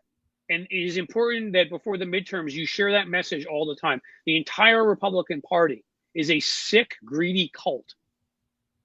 Yeah, and the other one who's doing this now, just like you mentioned, who was the girl that you mentioned? Debbie Lesko. If you Lesko. Google, you'll see she talked on the House floor, was giving a speech against red flag laws, which means if you know somebody might imminently commit violent act, you take the gun away from them. They had one of those laws in Illinois, and of course found out that the police weren't doing what they were supposed to be doing. We should all have those laws, and we should all be making sure, it should be a federal law, that if somebody is making threats online, if somebody has threatened their girlfriend, if whatever, they get due process. They go in front of a judge and they can argue. And if they make their case, they get their damn gun back. But that we protect ourselves by taking guns away. And so Debbie Lesko, this other fucking idiot from Arizona, was making this speech about gun control and how, there's no due process. It takes our rights away, and somehow got to shooting her grandkids. I mean, like, she shouldn't have a gun just based on what she said. She should be red flagged right now. I mean, has anybody checked in on her grandkids? I'll tell you something, Cliff. The other jackaloon like her is Andy Biggs. I don't know if you've seen him lately. Now he's nonstop doing the Jim Jordan thing, constantly tweeting out impeach Joe Biden and all this horse shit. And I'm like, dude, are you really trying to get the love from the white supremacist lunatics in your party now, you fucking jackass? I mean, these people, like, I made him dumbass of the day. I mean, now there's these, like, they're trying to out-hate each other so they get more likes by these white supremacists. No, you're exactly right. They basically, the road to being in leadership in the Republican Party used to be like it is in the Democratic Party. You work hard, you do what you need to you work your way up, you pass bills, and I'm talking about 30 years ago now. The road now is like to become a star on Tucker Carlson's show and every local stupid talk radio loon and in Breitbart and whatever. And the way you get that is by saying the stupidest, cruelest, most corrupt things imaginable. That's how you get there. So that Andy Biggs, obviously, there's two things going on here. One, and they're not mutually exclusive. He can be doing both of them at the same time. He wants to be in leadership in the Republican Party, and he knows the more support he gets on social media, the more likes, the more invites on Tucker's show and whatever, the better for him, because that's who owns the Republican Party these days. The other thing he's doing is he's trying to build up support in case he gets indicted, because he's one of the main people who was involved with planning the insurrection. And let's not call that the domestic terrorist attack by right-wing seditionists that killed police and attacked our Capitol and tried to overthrow our government. I mean, he literally is one of the insiders of the insiders, like one of the 5 or 6 members of Congress that was most constantly involved in planning and in touch. So he wants to what he's trying to do is he wants to raise money for his legal defense fund if it comes to it. He wants to taint the jury pool, because he knows that all Andy Biggs, all you need is one lunatic fuck on your jury, and the other 11 can vote to convict, and one can refuse, and they can't convict you. Like, I mean, that's what we're talking about now. Yeah, no, it is crazy, and and I'm happy to finally have you on, Cliff, because just so everybody knows, I always ask him to come on Saturday, and you're always at your kids' soccer games, and I'm like, come on, get the fuck on.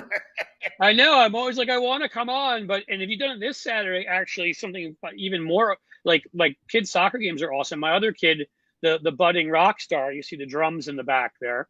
We were at the Rock and Roll Hall of Fame up in Cleveland, and he got invited to get up with some of the musicians there and jam.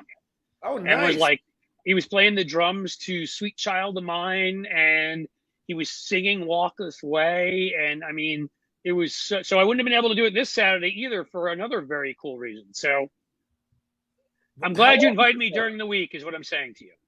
How old is your son? He's 15. Nice. So if you know any A&R guys out there, well, hook me up, baby. Well, one of my best friends is the co-chairman of Atlantic Records. So there you go. Well, then we're going to be coming out to LA to visit you. So, and Cliff, I've been there. I remember I had my son playing soccer, and then my daughter would play the same day. It would be, and then my other son play. It was just like, right. Yeah. So you're all over the place on the weekends. I get Correct. it. That's why I'm glad. Because I didn't want you to ever think this is probably my 4th or 5th time on the show. I mean, anytime I can, I love joining you. It's fun. We have a good time, besides talking about the insanity, which has to be talked about. So, I'll be here, but the kids got stuff. I'm lucky. I got 2 pretty cool kids, so I want to be there when they're doing their thing.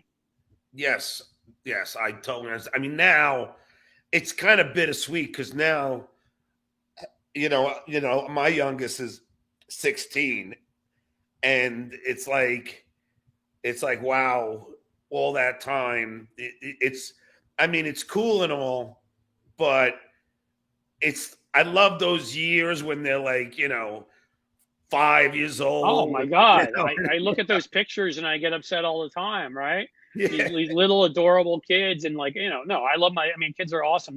Mine are 15 and 12, and they're great kids, but you're right. It's totally different than the situation when they were like 7 and 10 or 4 and 7. They'd follow you around everywhere and like want to do whatever you want. Whatever you wanted to do. Those were pretty, so I don't mind. I missed some career things. And one of the reasons we moved out here, when I had shots at doing stuff on CNN and stuff, was because we thought it was a better place to raise the kids. And like, I'll never be sorry that I did that. They'll be off to college whenever, and I'll have plenty of time to do whatever it is that what I want to do with my career, knock on wood, if I stay healthy. And, but I never give up that time with them. It was the best. No. At Marco V193, thanks for the $5. The new mic cover is awesome. Thank you. And you know what it is? I just threw out like a ton of old kind of furniture, which is bringing back to the kids. I had a bed in this room, but he doesn't. He's too old to sleep over. Right. So I just got. Are your kids out in LA or are they somewhere else? No, but he's here still. But he has all, like, he's a gamer. He has all his right. stuff. I was just wondering in general if they were out there or not. Yeah. Well, my daughter's in college and my oldest son is in Portland, so he's the only one. But so like I know someone mentioned there was echo. Yeah, because I threw away the bed and I threw away some, something old. But while I was cleaning out this room, I found a new mic cover that was. Oh, that's awesome. That was underneath all the mess. So that's fantastic. But getting back to the GQP, I do want to say that, and I know I'm going to go on Opie from Opie Anthony's. I'm going on his show in like 30 minutes, but cool. He was goofing on me because I took this show off of Spotify. The reason why I did it is because Joe Rogan was out there spreading misinformation about COVID. Yeah. And this guy has 5 million people. 5 million people are watching this guy. Right. He's getting people killed. I mean, you can try to put it in some sort of nice way, but that's the truth. I know. So I just said, all right, fuck you. If you're going to have this guy, getting people killed, promoting ivermectin, which, by the way, has been proven now that it doesn't work, Nope. and it ain't good for you. So I was like, fuck you, Joe. You got a big audience. Have some accountability and stop spreading this horse shit.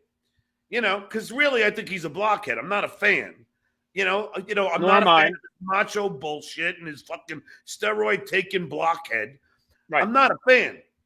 But he, like, every once in a while, one of these jackaloons does something good. And he did. With saying Trump? He would never have Trump on his show. Yeah. And I give him credit for okay. that, because, and again, he's not my type and I don't watch and I'm not interested, and I appreciate what you did because that was hurting people. Yes. And you need to be accountable when you're saying things and you have that kind of an audience that gets people killed. Yes. But look, I give credit where, 20 years ago, I sat there literally like cursing the entire Cheney family for Iraq, and at this point, like, I'm give credit to Liz Cheney. Doesn't mean I've forgiven her. Doesn't mean I agree with her politics, which I mostly think suck. But I will say that I appreciate what she's doing. I mean, what she's doing is hugely important. And frankly, without her, I don't think we could be doing any of this because she's such a big name and presence in the Republican Party. So, I can still give Joe Rogan credit for what he did with Trump and say, I really appreciate that, while still saying, for the most part, I think his show sucks and I have no interest in it. Yeah. No, I don't even get how he has all these viewers, because I try to watch his show and it's like watching like a few dumb dudes in high school smoking weed, with the freaking a wax lamp and fluorescent posters, just talking nonsense. It has that whole vibe to it, right? Like that whole couple dudes hanging out in high school, like talking about who can bench press more, and shit like that. And of course people can say, "Oh, you're just jealous, John. You got 5 million, 500 million." Cliff, I'll tell you one thing about me. I don't really give a shit about how much cash that you're getting. It doesn't mean anything to me because, all I care about is if you're spreading bullshit and it's getting people killed, then fuck off. You know what I mean? Yeah. I don't care how much money you're making. I mean, you don't take it with you, blockhead. No, I mean, that's the thing. Like, who cares? I guess there are some people out there that get jealous of that kind of stuff. But like, hey, man, you were the voice on Jay Leno's show, so I think you've accomplished a couple things in your life. Like, I mean, I'm not, whatever. I wrote ads for Joe Biden. I wrote a best-selling book on John McCain. I don't give a shit about his show. I'm not you know, and I'm not trying to brag. I'm just saying, hey, I'm proud of some of the things I've done, and you know, it has nothing to do with that. Like, if somebody, you know, name me anybody who's making $100 million but is doing good things and helping people, I'm happy for them. You know, like There's not many. No, I mean, there aren't, but like, you know, I mean, if there's an actor or a singer or a, you know, Bruce Springsteen or George Clooney or people that like say good things and try to help people and try to like do good things politically, they can make all the money in the world. Like, I'm not jealous in the slightest. I mean, at least, go ahead. No, that's why I tweeted out today, even though I'm kind of joking, but I'm kind of not. I said, I want to congratulate Howard Stern for following my lead on taking down the GQP. You know, I know Baba Booey listens to my show, and I'm sure he got, you know, he told you what I was doing. So thanks for fighting the good fight, my old friend. But, you know, it is true, because I've been doing this for a while, and now Howard Stern has become a voice against Trump and all it is. It really is interesting how that's all evolved. I mean, look, I know you and it's a different story with you and Howard, because you got personal shit. You know, I met Howard once when I went on, I think I told you, I went on Robin's show, her short-lived, sadly, because she got breast cancer, they had to cancel it. Yeah. She had that show that, because when they first went to Sirius and they had trying to fill space, and it was like me. I mean, what a funny, Robin was hosting, and it was me, Lisa Lampanelli, and Phil Collin of Def Leppard. I'm like, yeah, who's the least famous person here? They basically wanted somebody political who could be funny. And my friend, who I'm still in touch with, John Lieberman, who I know you knew, who was there at the time, was like, hey, I know this guy Cliff Schecter, because he had been in the news before. Like, he's political, he'll know stuff, but he also has a sense of humor. So they had me on, you know? And so that's the only time I met Howard. I don't know him. I wouldn't know him if he wouldn't know me if he walked past me, but I'm glad if it has any influence on helping defeat Republicans, I'm glad he's saying, for whatever reason, he's saying and doing the things he's doing against Trump, because, you know, we need it. Every voice. And Cliff, like, that's the thing, like, you know, everyone's allowed a second chance on things. And it's like if you look at Anthony Scaramucci, who was just on, yep, he admits he fucked up. Yeah. And I asked him if he's ever going to run for office. He goes, no, I'm running for re-election with my wife, because his wife, she left him for a bit over that, because as my wife would leave me, if I was like, hey, I'm going to be Trump's communications director, I know my wife, she'd be like, yeah. So, you know, and even like a Michael Cohen, even though, you know, he's fucking all pissed off at me because I lumped him in with, you know, I still applaud him now for coming out against Trump. And I only wish that I had a friend that can get me Mary L. Trump back on this show. You do, and that friend will work on it. I thought you've been working on it for 3 months now, Cliff. Yeah, as you know, there's some people who are very busy out there doing lots of things, and I can't always, you know. In any case, what did I want to say to you? There was something I wanted to say. So something cool, though, I was going to say that came out of that show, because it's coming up in about 10 days, is I became friends with, just from sitting there, because we just hit it off with Phil Collin, the guitarist for Def Leppard. Nice. And we've kept in touch like ever since, which also will be very helpful, hopefully, to my son, the drummer and singer. Ask him if he'd come on my show. I mean, I will. The one thing you got to know about him, he's awesome, and we totally hit it off. He's politically completely with us. They're going to be here with Motley Crue and Poison and Joan Jett in 2 weeks, and we all get backstage passes. So I love it. I'm going to get to go backstage and hang with them. But somebody, and maybe it's changed, because I haven't seen Phil now since the last time they were here, probably 2-3 years ago, pre-COVID. But somebody in the band was conservative, so he didn't want to speak out too much. No. I do, because he didn't want to get, you know, that's his livelihood's playing music. So he wanted to. Cliff. I do an entertainment show on Saturdays called Beer on the Balcony. It's not political at all. Oh, okay, that's different. I'll ask him. I'll see him a week from Saturday, so I will ask him if he'll go on I'm sure he will. Yeah, I've had Jay Leno, I've had Larry the Cable Guy, I've had Rainn Wilson. I had Rudy Sarzo on. Yeah, that's different. That's not as long as he comes out and says, Phil will come out and say, if asked what he believes politically, he's not going to be quiet about it, but he doesn't go out of his way. He doesn't want to go on shows, and I get it. He doesn't want to antagonize whoever it is in his band. He doesn't want to alienate half his crowd. Well, half his crowd, but also, the chemistry on stage is important, and like when you're playing shows like they are and touring, you start fighting with whoever it is who's conservative, and like that's not helpful. So I get it. Yeah, no, but tell me it would be all about entertainment, all about touring. Okay, sure, happy to do that. I mean, shit, I opened for Motley Crue at the Starplex in Dallas. Did you really? Dude, I've opened for Ozzy, Motley Crue, I'm excited. I've seen Poison a few times. I've seen Joan Jett. I've obviously gone backstage now to a half dozen times and seen Def Leppard, but I've never seen Motley Crue before, so I'm kind of excited for this. I'm a fan. I like the music. David Lee Roth, Cheap Trick, smoked weed with all of them at Suntan Lake in Jersey. I mean, I've opened for all these, like even Ted Nugent, who wasn't such a loon then. But I've opened for all these great acts. I've had a hell of a fucking. So I know a few famous people, but yeah, not compared to you.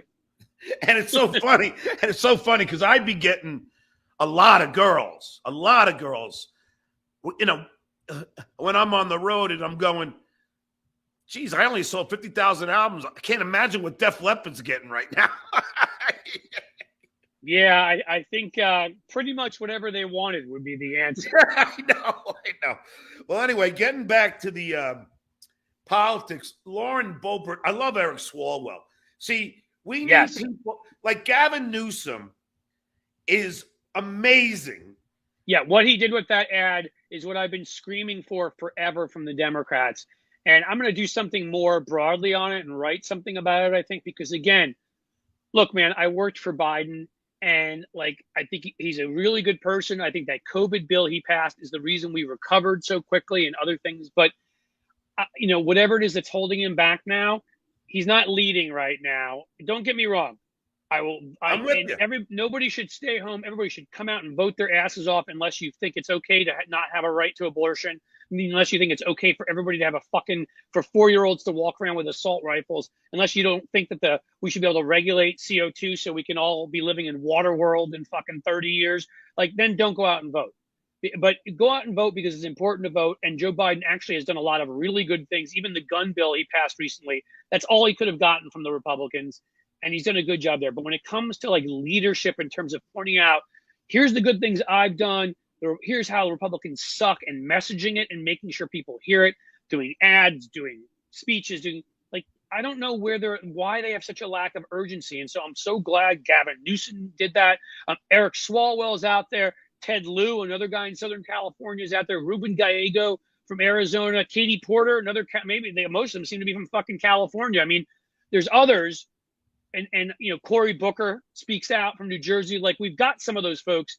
But I really do feel like, and I'm sure I'm pissing people off, and who knows, I'm probably costing myself business, and I don't care because this is my country and it's too important to me. That 80-something generation really needs to be stepping aside and letting the 40-something and 50-somethings, take over because they kick more ass. They don't live in this make-believe world of 30 years ago where Republicans can be trusted on anything. They know how to use modern communications technology. We need them. And Gavin, to go back to your original point, Gavin Newsom proved that with that ad he put right in DeSantis's face in Florida. And so does Swalwell prove it all the time by taking on these fucking cranks like Boebert. Yeah, because he said direct line to mass shootings and then posted Lauren Boebert's dumbass picture with a fucking AR-15 and then puts direct line to mass shootings and posts Marjorie Taylor Greene with her AR-15. Yep. All they can do is that stupid Chinese spy shit, which isn't even true and whatever. I mean, that's the only thing they can throw at the guy because they got nothing and he owns them. And Eric Swalwell is on my show on a regular basis, along with Congressman Ted Lieu. And I love those guys. You get good people, good folks. Because they speak the fucking truth. Eric Swalwell's both of them said this to me. Eric Swalwell said, it's so funny, John.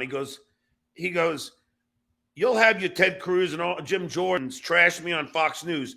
And then that same day, you get Ted Cruz patting me in the back saying, hey, man, how you doing, Eric? And then you have Jim Jordan on the treadmill fucking next to me. Hey, Eric, what's going on? And Ted Lou said the same thing. These guys are like WWE wrestlers. That's what they that's go on TV and lie. Yeah, that's what our politics has become because of them. Like, it's all performative. There's no policy. It's all, how can we play to people's worst prejudices? How can we play to the worst in the nature of human beings? Hatred, greed, lust, anger, name all your 7 sins and everything. I mean, that's what these guys, that's their gig. Because, I mean, look at Ted Cruz. I mean, look at that fucking pot-bellied piece of shit. Would you think if anybody could listen and look at that guy and listen to him and like want to elect him if he didn't just make everybody else, make you hate people enough that you forget how fucking loathsome he is? I mean, his own roommate ripped on him all the time after from Princeton, all the time about what a complete like loser he was. I mean, he's been the same guy his whole life. I just don't know how, quite honestly, Swalwell and Lou don't turn around when he does that and punch him in his fucking face, because I'd be tempted to. If somebody's out there trashing me and they come pat me on the back like it's all a game. I mean, I used to go on those Fox and MSNBC and other debates, and it'd be one thing if we would argue our politics that we believed in. And there were some of those guys I was friends with afterwards, and we'd be like, hey, everything's cool, and pat each other on the back. That's not where we are now. That's a whole different point where we're arguing about how high taxes should be or whatever. We're arguing about whether we should have democracy or not. We're arguing about whether you guys should be promoting disinformation and violence that gets people not to take vaccines, that gets people to shoot other people, that gets people to put out bounties on people's heads who want to get abortions. No, you're doing things that get people killed. Like, don't fucking pat me in the back. I'd be like, don't touch me, you greasy fuck. I mean, that would be my response. No, I think Eric said something and I think he did blow him off. And I know Ted Lou I'm not criticizing him. He has to do it how he feels he should do it. But, maybe that's why I could never run for office, because that would be my response. Oh, it'd be mine too. But Ted Lou said that there are quite a few Republicans who know that Lauren Boebert and Matt Gaetz are batshit crazy. Right. And they still don't stop them. They don't. I mean, look, man, look across the pond. A bunch of the cabinet members for Boris Johnson, the guy that basically did as much to them, he couldn't do as much damage as Trump, but pushed Brexit. So they ended up leaving the single market. I mean, they've been set back economically for God knows how long. They can't travel the same way for work, and just move across. They've got tariffs. I mean, he's fucked their economy. He did it all in the same way these Republicans do, demagogue to get themselves elected. And what happened, for a while they put up with his crap, but finally his cabinet ministers and these other folks went over and said, you better resign because we're done with you. And finally, ding dong, the witch is dead. They got rid of him. How many Republican cabinet members walked in there and told Trump he had to resign? However, if any of them did it, it wasn't enough. No. No, instead they asked for fucking pardons. Right. That's what they walked in his office for. Hey, will you pardon us for breaking the law and trying to overthrow the Constitution in the country? Pieces of shit. I mean, I swear, I know. It's so strange to me that they would rather side with Putin than side with our democracy. Exactly. I mean, we just celebrated July 4th, although I didn't celebrate it because I'm not very proud to be an American right now. Right now, I'm the same way. I can't.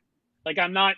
I did a long weekend, which you'll appreciate, and I don't want to take too long. I'll get back, but where we went up and because the Yankees were in Cleveland, my son, because of me, just the way me, because of my dad growing up in New York, and my dad grew up next to the stadium in the Bronx, big Yankees fan. So, and my younger son became a huge fan. So we went up and caught 2 games in Cleveland. We, of course, only caught the first shitty game in Pittsburgh where they got shut down 2-0. And then we were home last night when they won fucking 15-0. That's my luck. But we went and we did that. And I'll say, I'm not kneeling during the thing, I'm not saying I've gotten to that, I'm doing something like that.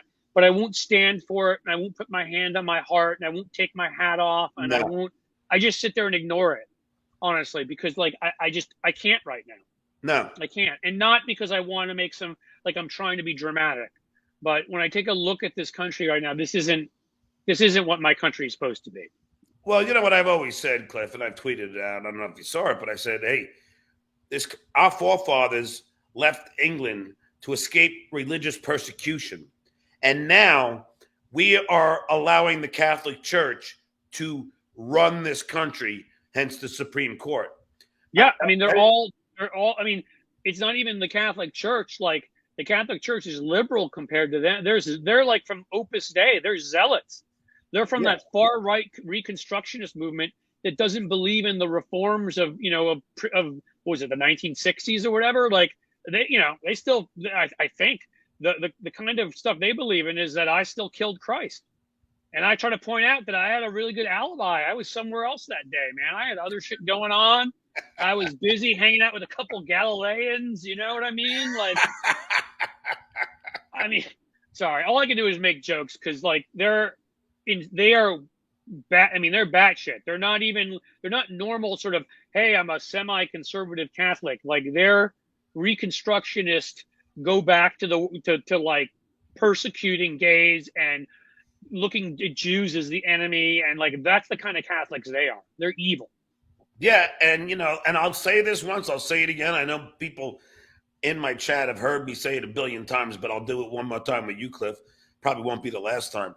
But the Bible was written 500 years after Jesus' death, right? You're right. If you ever play the game telephone with 10 people, you say a story. By the time it comes back to you, it's a completely different story. Imagine 500 fucking years of that. And they took so much. First of all, the Christmas tree was a pagan celebration. Yep. Like, there's at least a half dozen different deities out there that were born on December 25th. Like, this shit was, I mean, as you said, we didn't have the internet, didn't have telephones or telegraph. It was a big game of telephone where I walk 100 miles and tell this guy, and you walk, I mean, there's so much about Christianity that is derived from other religions that's just made up. If you want to be spiritual and believe in something greater than us, I fully support you. I don't question you at all. But if you want to believe the Bible, like, to the word, then you're a clown. If you want to just believe every word that's in there and think that was all the literal, like, way things happened, you might as well just be a Scientologist as far as I'm concerned. Because it's just, it's just as fucking crazy. The only reason Scientology takes more shit is it's more recent. Aileen Elizabeth Moran has it best. And then, I guess this is true. Lauren Bolbert said that if Jesus had an AR-15, he wouldn't have been crucified. Yeah, okay. Which one? I'd like to know. Her white, her white, blue-eyed, light-skinned Jesus that appears in her books that could never have been born in the Middle East, or does she mean the real Jesus, the one that had olive skin and brown eyes, and probably is somebody that today she'd want to fucking throw in prison? That's to begin with. Second of all, an AR-15, even if you have the crazy amount of bullets she's thinking of, it runs out eventually. I mean, why am I even answering her? She's such a dumb fuck. I'm not even sure why. No, but the reason why I even read that is because Jesus, if they really want to believe in the Bible, one of the commandments was what thou shalt not kill. So if Jesus had an AR-15, right, I doubt he would start killing people. He's the guy who told you to turn the other cheek. I don't think that guy. I doubt he would start killing people. I mean, what a freaking. But that's the problem when you argue with people that are really, honestly, too stupid to be alive. And like, don't take that, people. I'm not issuing some threat. I mean, like, I don't know how she made it this far. They're too stupid to have independently existed. Like, did she know that when she got hungry, she needed to eat? You think? Did she know when her bladder was full, she needed to pee? Like, I mean, that's the level of dumb we're talking about. And I don't really understand how people, I mean, she's such an utter moron. So it's like impossible to argue with people like her, because you've run into those people, those trolls on Twitter, where you can't argue with them because they're so fucking stupid that like you can't get anywhere. They don't have basic knowledge and basic reasoning skills. I love when they write to me on Twitter, John, you're a moron. And they spell a U-R, Y-O-U-R. And I'm just like, I go, no to you. If you're going to insult someone for being a moron, you might want to spell correctly, you fucking idiot. I mean, I've loved those. I mean, those are just the most hilarious ones. I've been called a maroon before, you know, like how they spell it. And I mean, my God. I know. It's almost enjoyable to me because it's so easy. It's so easy to put them down. Yeah, I take a sick pleasure, and I often will retweet it and say, I'm a maroon. What shall I do? What kind of maroon? The strawberry or the? I mean, I don't know. Like, I just have fun. I do mock some of the dumbest ones. I mock the rest of them. I usually just, I know I should block them, but I have to admit, like, some sick part of me likes actually just muting them, so they scream into the air and they think they're that I'm seeing it and I'm not, and like they just waste their time forever attacking me and I don't see it. So I have to admit, often I don't even block them. I just mute them so they'll waste their lives on me. I had this another idiot on Instagram, and he writes to me, John, everybody knows you know, because he's from Sweden. Everybody knows you in Sweden for Howard and Jay Leno hiring you as a joke. And I wrote back, oh, I'm glad everybody knows me in Sweden. Like everywhere else. And I go, hey, how's your mom? I picked her up at IKEA. and then I just hit block. Did you assemble her? Did you assemble her too? Did she come with instructions? Yeah. I mean, like, yeah. My response, I'd be like, everybody knows you. I'd be like, that's great. And if they know me as a joke, well, I'm a comedian. So that's what I did on Howard Stern's show and Jay Leno. So thank you. Talk about the greatest compliment when you're trying to jab me. Everybody knows you in Sweden. Oh, right. Great. Thank you. Thank you. Cool. I'll be there touring soon. It's good to know. Unbelievable, right? I mean, it really is. You know, but like these are the people, obviously not from Sweden, but these are the people that believe and love Trump. Like they're that stupid. You know what I mean? Like something as Bill Murray said about all the guys in the army, something's very, very wrong with them. Yep. From Stripes. Yes. Something's very, very, very wrong with us. Yeah. I could start quoting that movie. I love that movie, but I mean, no, yeah, that's exactly right. Calm the problem down, is, Francis. Yeah, that's right. Light up, Francis. The problem Francis. The problem is what do you do? You know, and that's an argument. These are discussions we have to have because disinformation, you know, lies and propaganda and conspiracies are now able to be shared online in a way that they just weren't even 10 years ago. And there are a lot of people that do not possess the brain power and the reasoning skills to see past them. And it you know, look, I'm a free speech guy like everything else, but we need to figure it out. We need to do something. Other countries, at least, are handling it better than the United States, right? I mean, like, you know, they have free speech in Germany, but you can't show Nazi symbols. That's considered to be too dangerous. You know, we've determined that child porn is not free speech. It's too dangerous to show images of naked children because of the harm it could bring about. Well, you know, we need to think about if we want to apply that to certain other things because, you know, we're getting people killed here. And, you know, certain other countries like Canada, the United Kingdom have different kinds of laws about truth in media and stuff like that, where they're, you know, I'm not saying anybody is doing a perfect job, but they're handling it better than we are, you know, and we need to figure this thing out because, as you said, there's a lot of really, really deranged, mentally ill, dangerously mentally ill, and just stupid people. And, you know, they're easy marks for con men like Trump and Ted Cruz and people that are just evil. Yeah. Well, Cliff, it's been great. I'm going to do a new segment on my show, and so which is called the Celebrity Moment of the Day. I'm going to do 10 minutes of just talking entertainment, you know, cool. And my experiences. And you're going to tell people they have to go to my YouTube site and subscribe, right? Yeah, please plug anything you want. Yeah, see, look right below here, guys.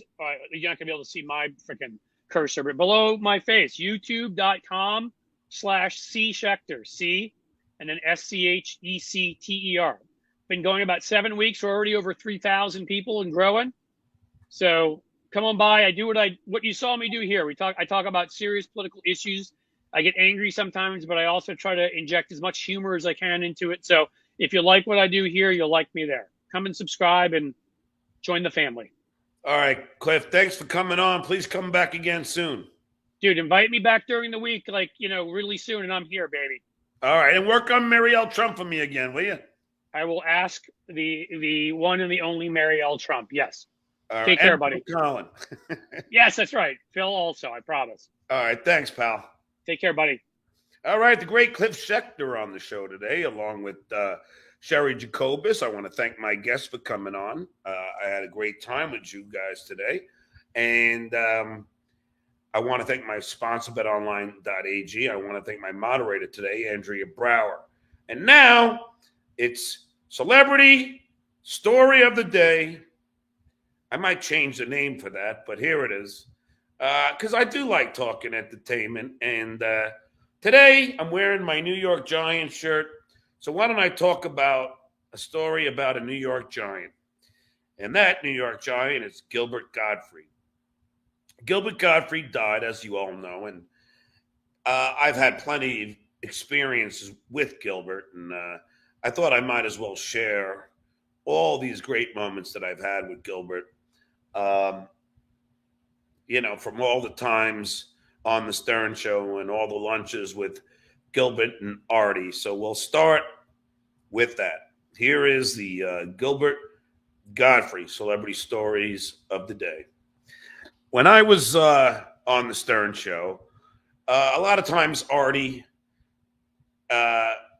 Gilbert and I would go out to lunch at this very, it was like a pizza joint, and we'd eat, and either Artie or I would pay, because Gilbert has always been historically probably the cheapest person I've ever met in my life. But he's also one of the funniest people that I've ever met in my life. Having lunch with Artie and Gilbert was just like watching, two incredibly funny men.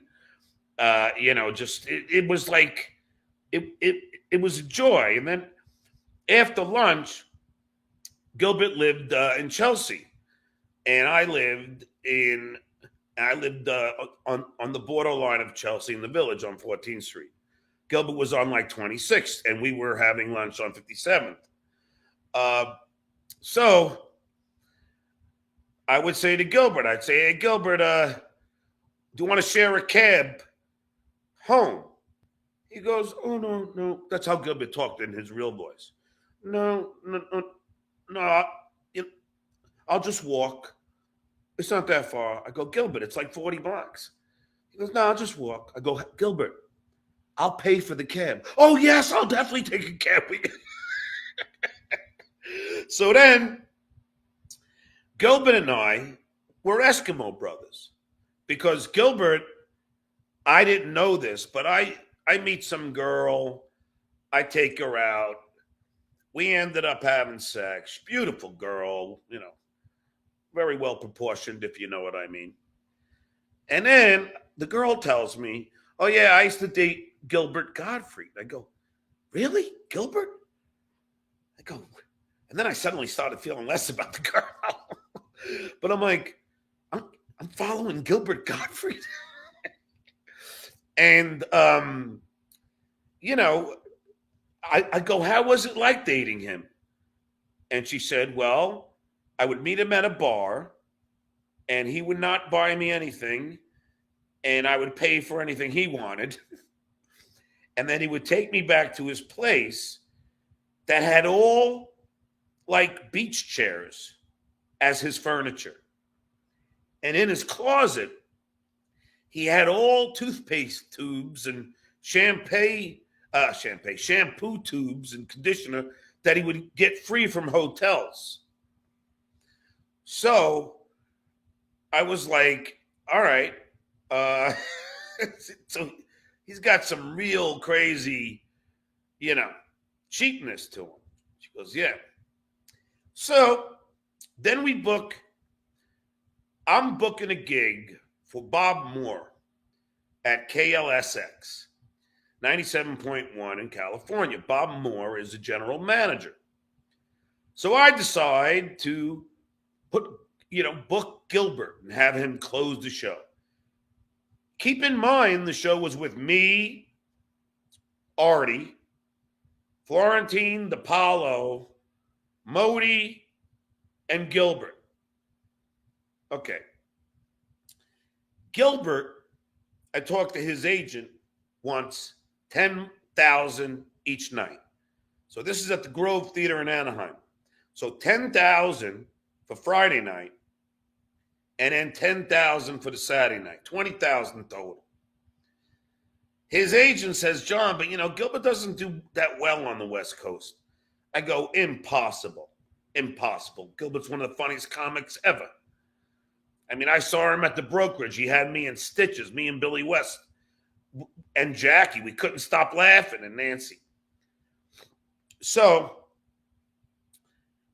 I booked the show. Gilbert and I fly out to the show, first class.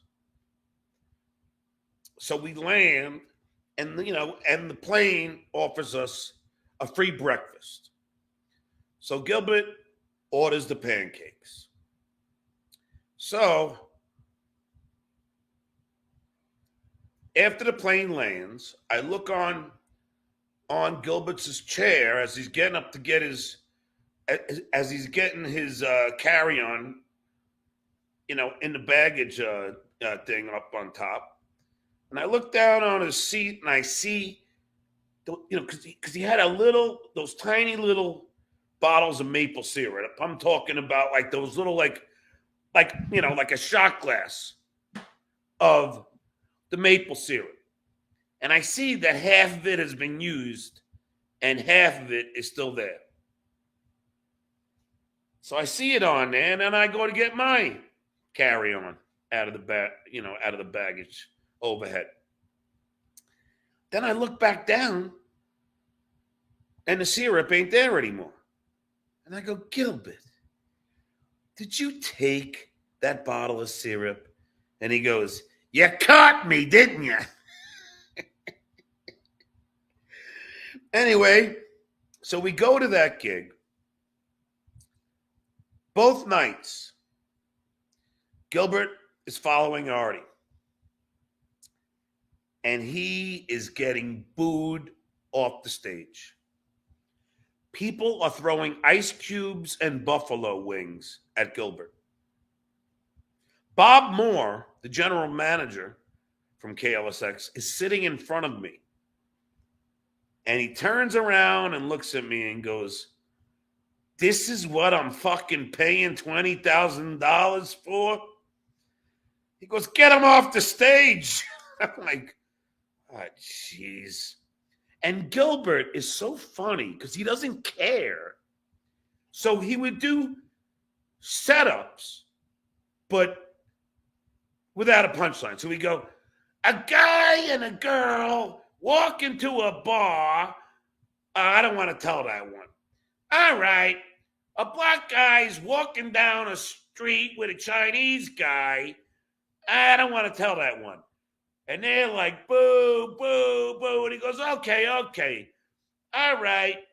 So these three guys are on a plane, and the plane's about to crash. And then, I don't want to tell that one.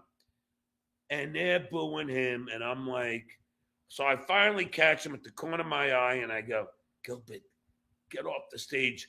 So instead of getting off the stage, he does a 10-minute version of his aristocrats joke, which if anybody knows it, it's full of vile and disgusting content.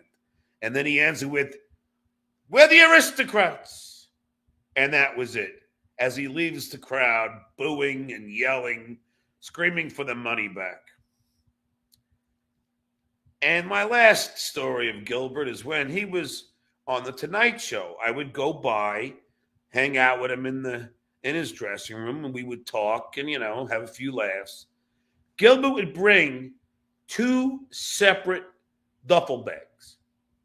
One for his clothes and everything, and another one for all the free shit that he can get at the Tonight Show.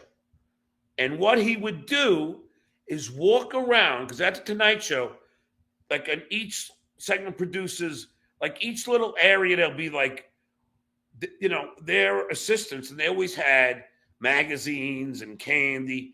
And Gilbert would walk around, take all the magazines, take the candy, and on each station, fill it all up in the bag, go to the kitchen, grab some bagels they had, fill that up in the bag, go everywhere around and fill his bag up with free stuff.